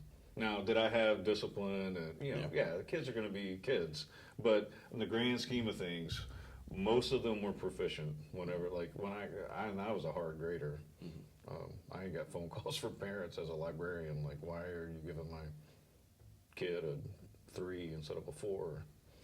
And as long as I can explain how they didn't meet the standard of You're lucky I gave them a 3. but it was good to get some feedback like Right. that. So I know that there are some parents involved, and that the kids, and granted this was 4 years ago, so those kids are all the way up through, I think, maybe freshman year now.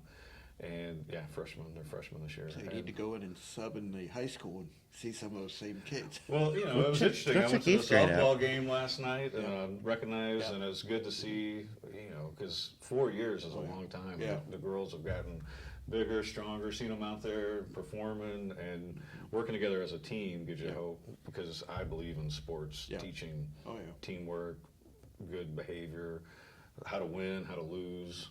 Those are important things. Yeah.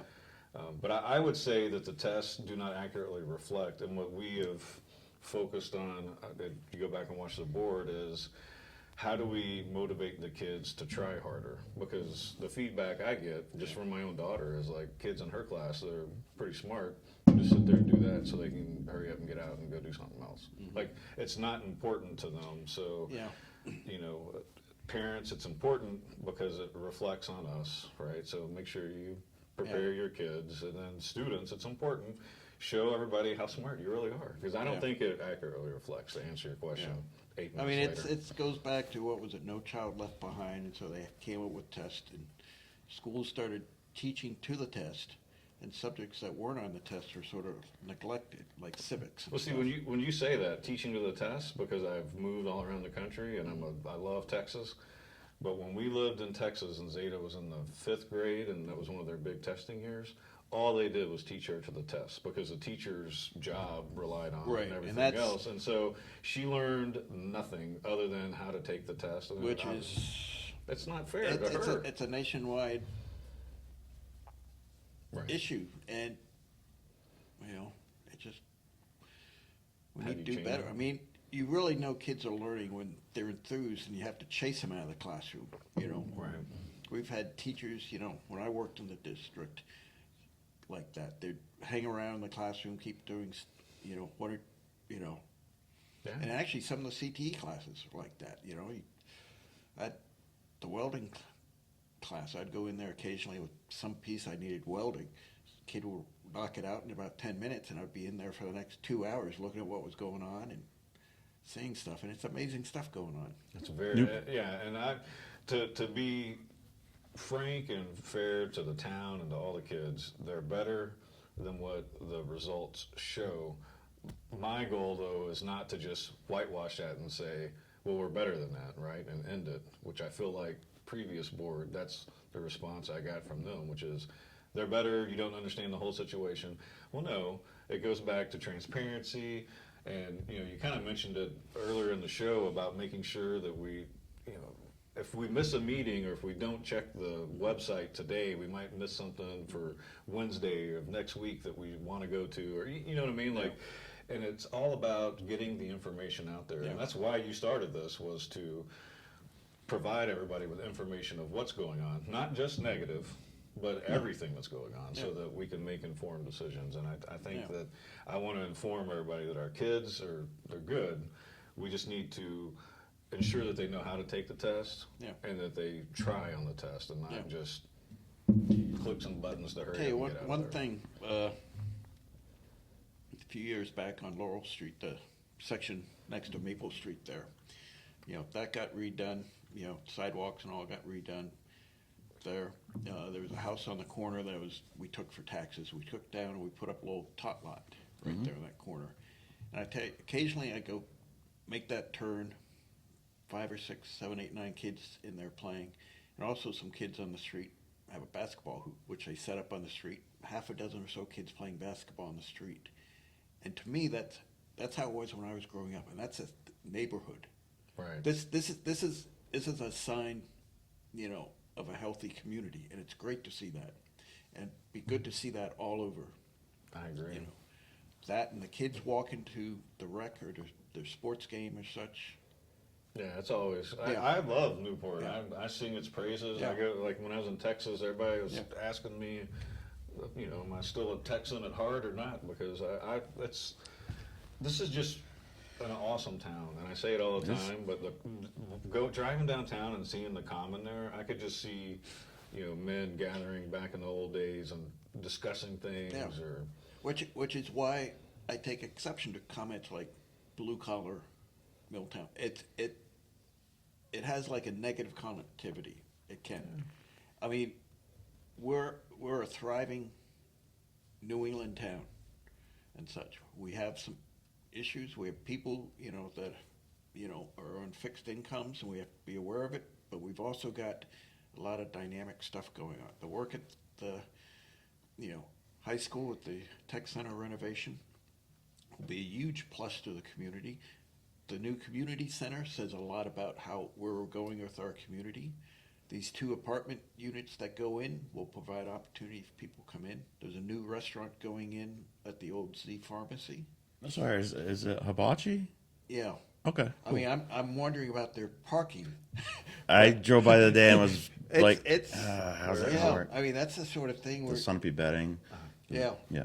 So more stuff like that, if we can get some more stuff in downtown and such. I think what Allison Browning, the economic development coordinator, is doing with these, you know, young professionals, getting that next generation involved and interested in networking. You know, so No, there's a lot of good things going on in town, on both the school and the town. And I mean, I'm sure I've seen critical and negative, you know, a lot of times different things. But at the end of the day, I love this town. I want this town to be better. I mean, I think that's what we all want, obviously. And any of us that are on any boards or anything, like, you want what's best for the town. You don't join a board and go through all that just to be like, whoa, how much damage can I do? Like, no one does that. Like, so, yeah, no, I think we have a lot going on. You sound like you're about to summarize it, but we haven't talked about the most important item up for voting, which is the reduction for interest or for tax rates for veterans. I mean, vote. oh, it's those. Yes. That's a mandate. That's something we have to do, right? Someone asked me about that. It's like, why would it be on here? Paul Brown Because said that it formalizes it because of the the state put something out Because the assessments went up, it sort of like threw that all out of flux for those Oh, okay. people on disability, seniors, veterans benefits and such. And so what we did this year, we did it at a meeting, just, and there were piles of stuff we had to, because we had to sign each one, Yeah. To do it. And what this does, it adjusts those credits to keep up with the adjustments in our property values. Those are critical. It's taking care of our disabled, our seniors, our veterans, and such. Which we always have. I expect we always will. And as I said, because of the way it all worked out for this last, tax season, we basically did it at the board and signed all those sheets, to approve them and all. But yeah, that's important. The community has always been behind that. I expect them to be going forward. Can I ask you a question on that, just because it affects me? So if it passes, do we have to resubmit, or is it just I don't know. Okay. Paul Brown. I hope not, because we all have to sign. Well, when you were saying that, I was like, Yeah. it's gonna be a lot more to sign. I have to sign a Yes, lot more stuff. there was a lot to sign. It was sort of like I caught a lot because I'd been in the office earlier, but at the meeting, it's like, huh? No, but it's a good thing, and I It's- appreciate it. it is, from my and- perspective, and Yeah, and it's something I went As a veteran. state law, so. Yeah, someone asked me, he's like, why would we vote on it? Because it seems so crazy. And I was like, oh, I think it's just a mandate thing. It's not like we. well, It's- we asked Paul, like, why are we voting on this? And he said that Because along with what you're saying is- we're raising the threshold to keep up with our, adjusted property values, and there's probably some ratio that Paul knows that allows us to increase it so much to be a certain percent of some number, so, Right. that would be for the disabled. yeah. I mean, Like yours- veterans is like 500. Yeah, But Yeah, they're it set. can be up to 7, I think he said, or something like Yeah, that. I'll put that on the thing next year. 7? I'm Yeah. gonna put that on the ballot. I'm gonna go get 25 signatures or whatever. spend $200 promoting it. Just to save, well, yeah, I'll save 50. Yeah, you should spend 300 and try to save 2. Yeah. Yeah, is there anything else you want to talk about when you're here? I think I appreciate you inviting me on. It's a good conversation. I would hope you bring in other people from the community. Maybe even someone like from the senior center, bring in PJ or such. We used Yeah. to have PJ on He's been on pretty once. and- regularly. You've had the police chief on at one point. You had the superintendent on. Maybe bring in your tech director, Eric, Yeah? to talk about Eric would how be this really is good. how this is all going to impact the community and such and such. But Newport is not a old-fashioned blue-collar town. We're a town with That man- really with- stuck in your crawl, huh? Well, Your it was button. it was the way it was sort of like it came across like we have to limit our expectations. I don't. If it was me, I don't limit expectations. Now I plan differently, maybe because our money pool is not as much as maybe Sunapee. Right, but it doesn't mean our expectations should be any less. No, and Such. you're saying it exactly as we said it to Minahan, which is just Yeah. because we're lower income doesn't mean we're not smart. And our kids deserve the same opportunities as the quote-unquote rich towns. Right.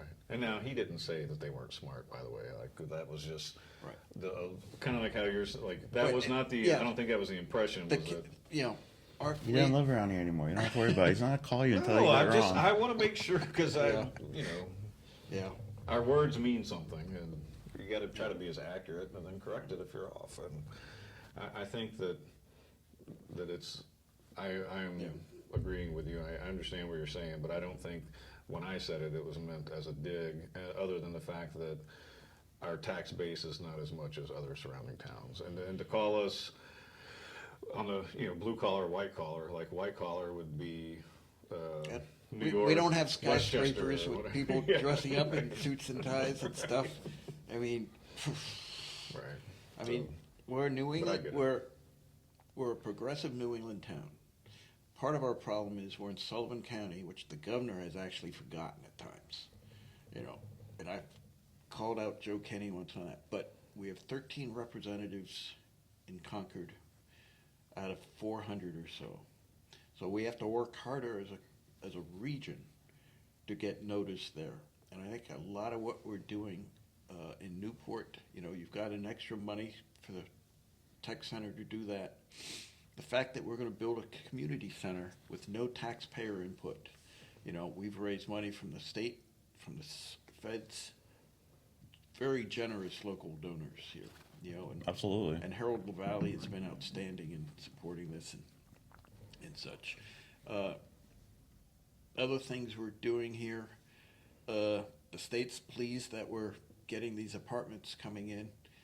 You know, we have good rapport with the representatives down there. We basically, hey, send some money this way, or hey, you know, what about this? You know, I think our representatives are looking out for us. A couple weeks ago at the Sunshine Initiative thing, I talked with Margaret Dwyer, our new representative from Cornish, which is a weird district she has, like Cornish, Newport, and I forget where else. Yeah, it was really weird. Yeah. Yeah, but she's in town a lot, you know, and stuff. I've, you know, chatted with her for years. Skip Rollins is in our corner there, and such. I can't even remember who else we have. It's in the front of the book, but Skip is very much approachable. Ruth Ward comes through town a lot, so our representatives are visible. They do come to town. You know, we talk with them. We let them know what we need. Ruth, you need to talk to about education, though. She's on the Senate Education Committee. Yeah. I don't think she's big on No, because we'd increasing the. we'd grill her. Right, but it's still important that she knows what this region needs. And we're fortunate that our executive counselors are quite approachable and appreciate what we're doing. So we're trying to become more noticeable. I had talked with Dave Lance a couple weeks ago. He has a relative lives up in Grantham, you know, and he was looking through a Newport Times. It's like, holy cow, there's a lot going on there. You know, there's a lot of good stuff, you know, and, you know, people wanting to move to town, they need to look at that along with nonsense like School Dude and stuff.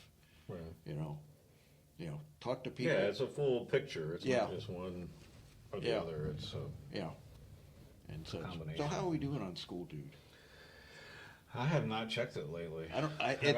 You got to sign up for it, and I refuse to do that Well- sort of stuff. So one thing it changed from like last year to this year because the whole Richards 211 and 211. Then it went to 13 or something. No, it was like 236 out of 238 or something. I'm like, we added like 20 schools. It doesn't make sense. Probably Charter school. charter schools and Maybe. stuff like that, you know, which are Right, they're not, different. not, Yeah, not real public schools. right, exactly. So, yeah, I don't know. Like as far as I don't know if we got. They have a good plan. Like it's not going to be a 1-year turnaround. Nothing can be. Yeah, You know, but you know, Mr. Clark he's briefed us. He's visible. Stopped by there one day and he was like, "Hi, I got something to go take care of," and you know, Yeah. moving out, taking care of things. So I think we're on the right path. Like if my personal opinion is, I think we're on the right path. Can we constantly improve things? Obviously, but Yeah, I mean, you can't like you were saying, you don't want to overdo too much too soon. Well, the same thing with you don't want to overwhelm teachers because then you're not moving step by step. It's just tough when like I come from the business world, so it's like, oh, there's an issue and you snap your fingers and then you fix it. That's what I do.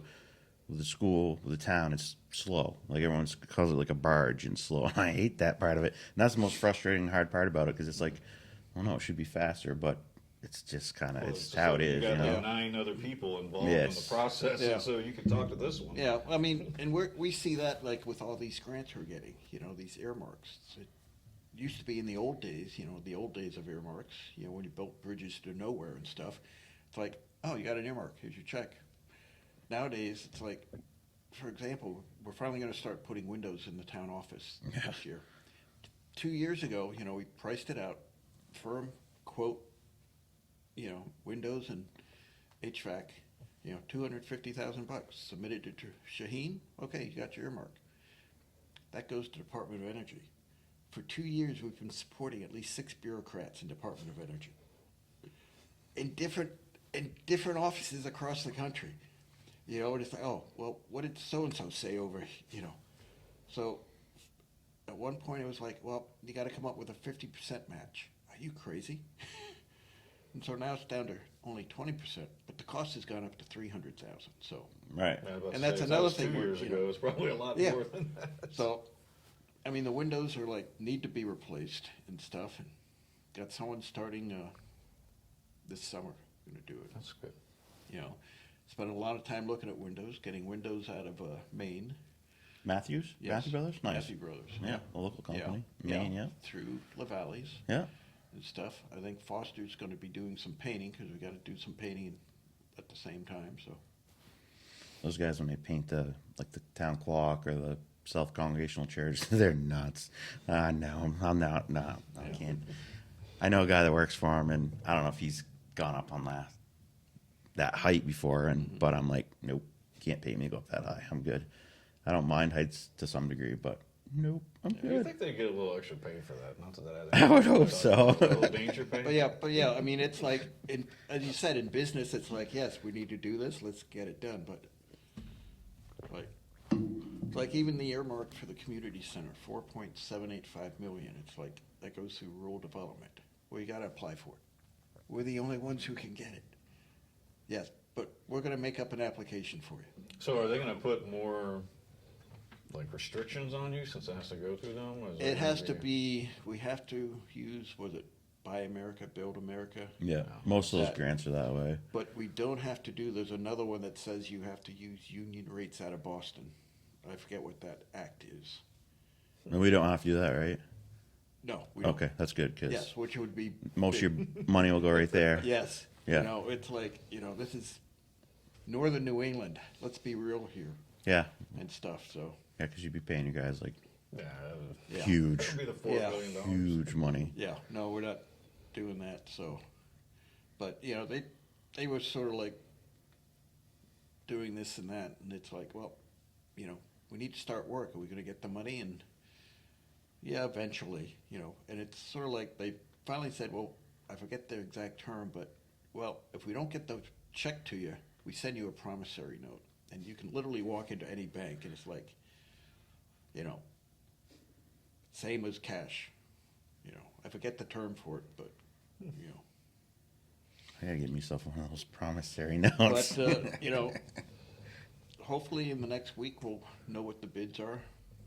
We know how much money we have. We'll see if it's doable, and it should be doable. Yeah, so most of that's out to bid now, and you'll have bids back, like you said, in about a week or so. Another week or so, Because that same with CTE, it's really been a guesstimate to this point, right? You gotta Right. get the bids, and then the Right. construction company's trying to ballpark it, but Right. you never The know. firm that the community center committee picked to do this, Breadloaf out of Middlebury, Vermont, they do a lot of this work.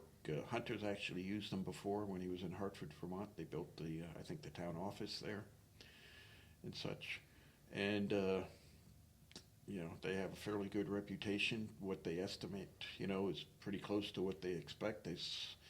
From what I hear, they, talk to contractors all the time. They know what costs are, so, the latest estimate I saw was end of March, I think. But the bids will be in. We'll see where we are. Nice. So And do you have somebody that updates the webpage for the town regularly? Is there somebody? That, Joanne normally does. She's out this week for a family emergency. But yeah, I think it needs some more. Well, I'm just Web saying- pages are tough. It is. You need to have someone constantly checking on it and stuff. Yeah, so. at least Mondays and. And they're not always as easy to Yeah, update as like it's- Facebook. It's, usually it's more complicated than I was that. just, to kind of bring it back full circle, getting the information out there because, it's hard if you miss 20 minutes of a meeting and I try to watch them online, but whatever Mr. Lund has going on with the sound, it like high pitches. There's like Actually, my daughter started watching some to see just how much I'm being beaten up.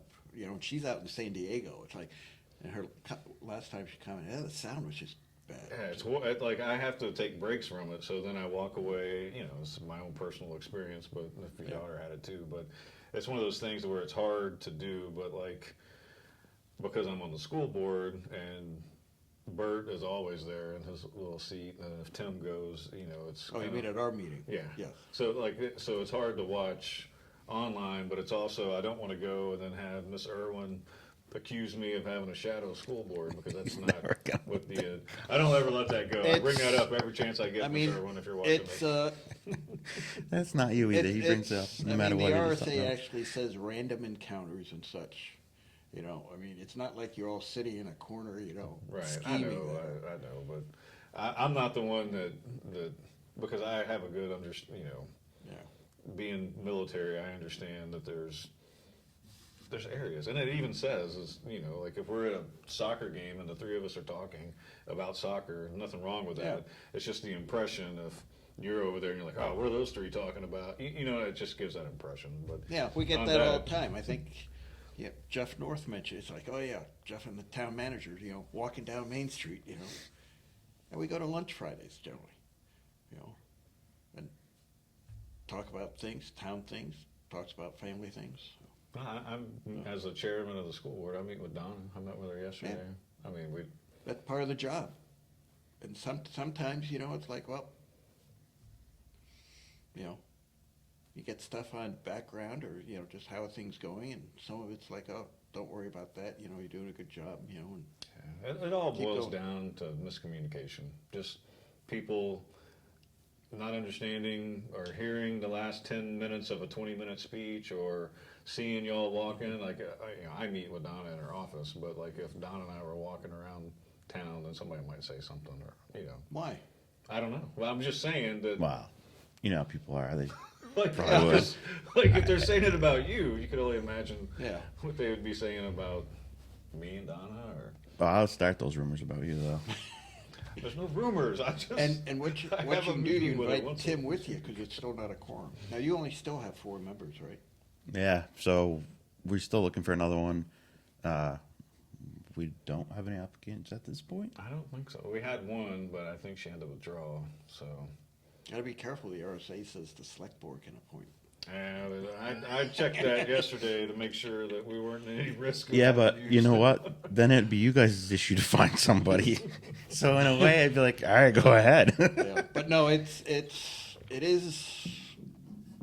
is an important position. It's It good to is. have a full board and stuff. Bring your perspective. You know, it's you guys don't seem to have too many controversies, too many people coming up and yelling at you. So, you know. But I it's- asked for it. Just We to be do fair. invite it on, though. I know. And honestly, it's interesting. A story a long time ago, back when Bert and I were both on the school board together. It was one budget season we were there, and we basically had asked the administrators. It's like this too high cut, like I think 400,000, some big amount. And so they came in the next meeting. We're cutting this. We're cutting that. We're cutting this part-time choral director. You know, going down the list. Yep, all okay. We come in the next meeting. The room's solid with people. And for 2 hours, we just sat there and we heard just how scum of the earth, how awful we all were because we were cutting this part-time choral director. And that was Eric Ruthenberg, you know, who went to full-time, and probably in the lobby, the biggest trophies are ones he and his kids brought back from competition. So, but it was like, okay, yeah, this guy's not being cut. This is important to the school. We didn't know it, and apparently the administration didn't know it, you know. And it was like, you know, if someone brought a rope, they would have tossed it off. But this is that happens, and those are great meetings because you learn something that's important to a large numbers. And music is, along with athletics, music is also an important part of the school system. Absolutely. So, Agree with you. but it's like, you know, and those are great meetings. But you know, come in and be told, you know, you're liars, you're cheats, you're scum of the earth. Okay, once or twice, but, starting off every meeting with that, Well, I'll be there next week after next. I'll take Tim's place. I'll start saying it so at least you get a different face. I'm just kidding with you. I understand. I know what you're saying. Yeah. It's yeah. it doesn't feel good because you're trying to do what you think is right. And we make mistakes. Right. Well, I was explaining to Tim the other day that almost any meeting that we have or y'all have, you could record us at the beginning of the conversation where we're saying something, right? And then by the time we're all done discussing it and getting the full picture, we might disagree. So that happens, right? So that would be kind of like a sharp shooting, like, oh, you said this and this. And then I think also, though, because we get so wrapped up when you have a full room and you're trying to, whether you are consciously aware of it or not, but you're trying to manage emotions and feelings and everything else, and you're trying to keep your thoughts straight, and you're trying to do what you think is the right thing. Like, I don't think any of us think that anybody on the board is like, and we said that earlier, like an evil maniacal, we're going to screw something up on purpose. I don't think about that of anybody, even at work. I don't think anyone shows up for work on any given day. No. Most people, anyway, 99.9%. show up wanting to do what they're supposed to do and get paid and have a good experience. Yeah. And people have bad days, but when we're talking about something that's important and it's about big money things, and it's important to be accurate. And I don't necessarily think that because I say you because it's majority of you because you're in tune and on top of it, whereas I'm like your sidekick here. My take on it is just making sure that we're accurate, so that if I say something today and then next Monday I'm totally not in agreement with that, then don't I owe somebody? Like, what changed my mind? If there's no discussion in between that's visible, and then it goes back also to like what you said. Not everybody sees everything. The volume goes down. I turn it down. Now, if you're there and whatever, that's one thing. And it's just being accurate and making sure that you're doing the right thing. And I don't think that anybody's not trying to do the right thing. No, and so much of it's with way more complicated. With than some of the stuff, which I'm not going to rehash because we've talked about it enough, but it seems like there's like something untoward on the surface as an outsider looking at it with one company. So that I won't apologize for, because from my perspective, it just seems like something's not being done properly towards that company. That's my own personal opinion. And I don't want to apologize for that, because I think that unless, and we don't know all the information either. I understand that. But from the information that I have, that's my perception. And you'll have perceptions about me and Tim that probably aren't correct or accurate, but because of the things that we do or say publicly, you have no other choice but to believe that, right? I guess. But, I mean, the town and the board are not out to get any one person or company. And if things were done that were inappropriate in the past, I believe they've been addressed, and procedures been changed, corrections made so they don't happen again. And certainly people that have made errors, those are like noted. And if it is a repeat thing, that gets dealt with. And I think that's all anybody has. Yeah. So I appreciate that. Yeah, no, a lot of none of it's easy. Like, people think it's easy. Then you get in the position and you're like, yeah, it's... Yeah. And then you hear things, you get backstories that you can't share, because there's a lot of that, I'm sure. Same with the town, we hear lots of things in non-public that can't be repeated because it involves a student or whatever, and it's not easy. Yeah. It's a hard job, Yeah, and your initial reaction is, oh, good grief, are you serious? I asked Chief Lee, I'm like, how do you do it? You see so much more than we do, but you still somehow do it, and, like you said, it's not easy, but, and a lot of times it's just go to the source and ask the question straight up. And you guys have always been good with that at the board. Like, I've always appreciated the fact, the openness of every meeting where you can talk on agenda items, you can talk, then there's no limits and everything. And that's what we've tried to do at the school, is to came to change us and said, that. y'all need to change and be more like us. You remember that? Yeah, and I agree. Like, Yeah, and on the other hand, Monday I said, well, we need to be more like the school. And, basically the rest of the board said, no, we're not ready to go there yet. But I threw it out there, we're concerned about how our meetings deteriorate.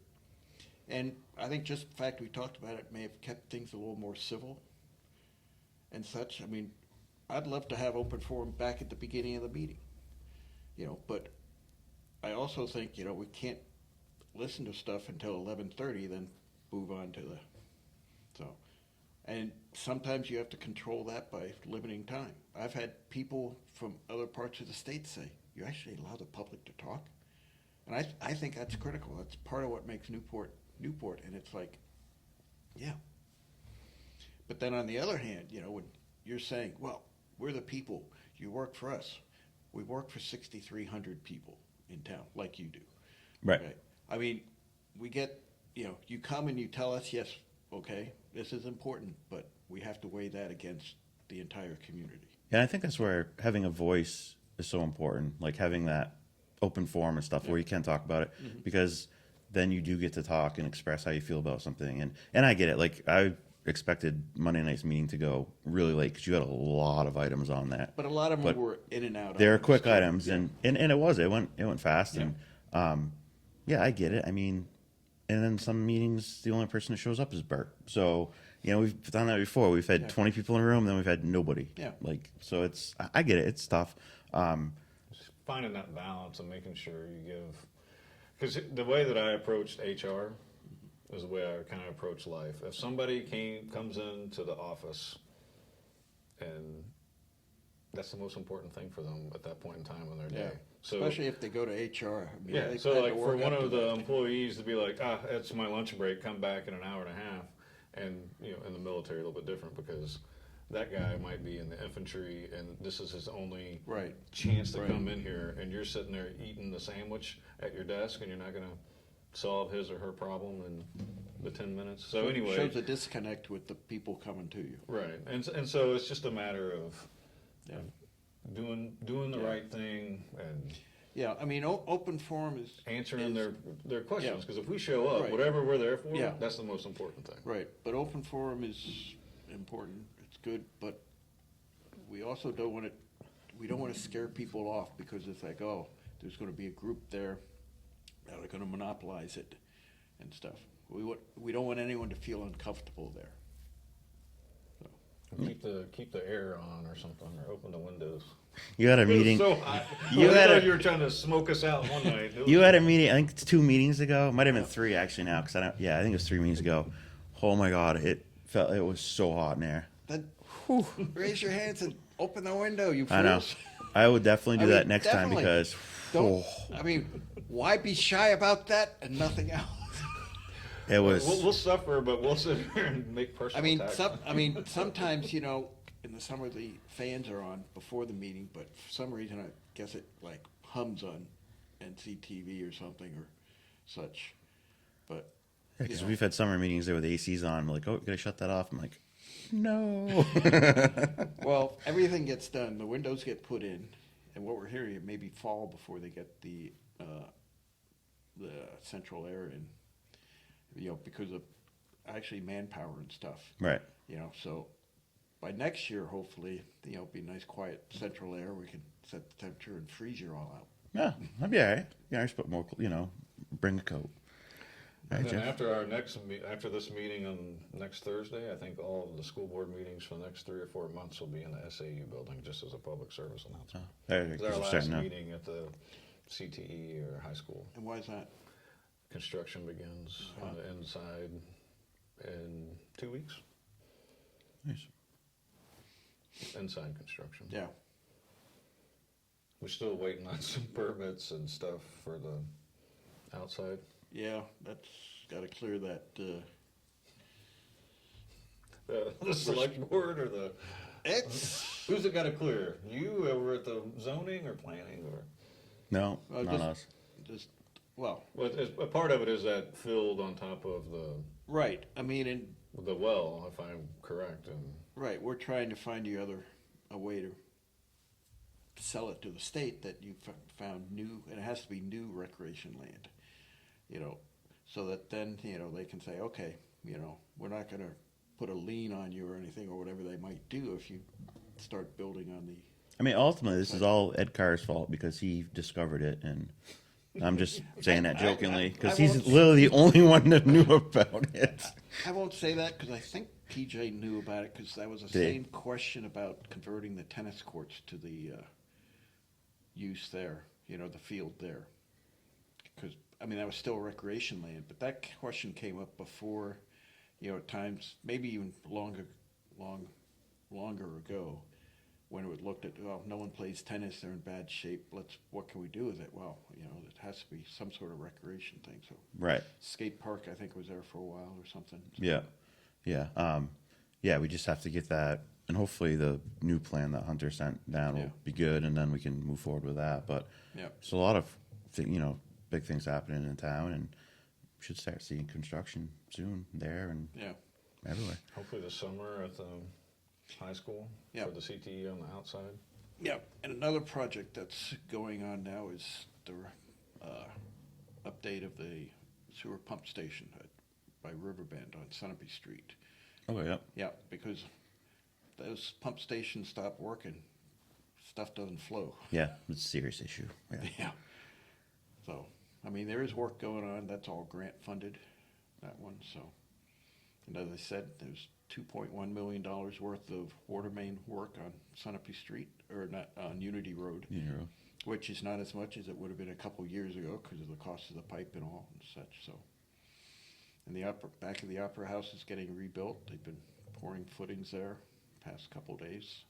No, that'd be awesome when that's done, and Yes. we'll have an ADA ramp, and no, that's great that we're doing that. So And the way it looks, next summer, with the earmark, if it comes through, we'll redo that parking lot. So nice. that'll be, nice. I mean, that's probably the worst public parking lot in town.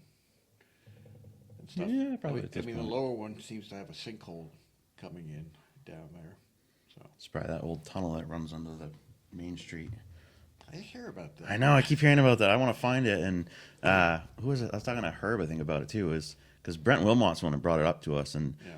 then ever since he said that, I'm like, I want to go digging on Main Street so I can find this tunnel because I think that's awesome. But sorry, we're gonna wrap up the show. Okay. Big thing, voting Tuesday, 8 to 7 at the high school. Please get out and vote. There's 5 candidates running for 2 selectman spots, and there's 21 articles on there. Do your research, look into things, and please, the more voters that come out, the better. All right. Jeff, thanks for coming in. Well, thanks for having me. I enjoyed it. Absolutely. All right, for the Tim and Steve Show, we'll see you next time. Till I see the golden gates, troubadour and troubled souls, one of God's servants. Blades out, cut the grass till we see the serpents. One day I hope you see the truth. This puppet show stays on because of you fools. We've been dancing with the devil way too long. I know it's fun, but get ready to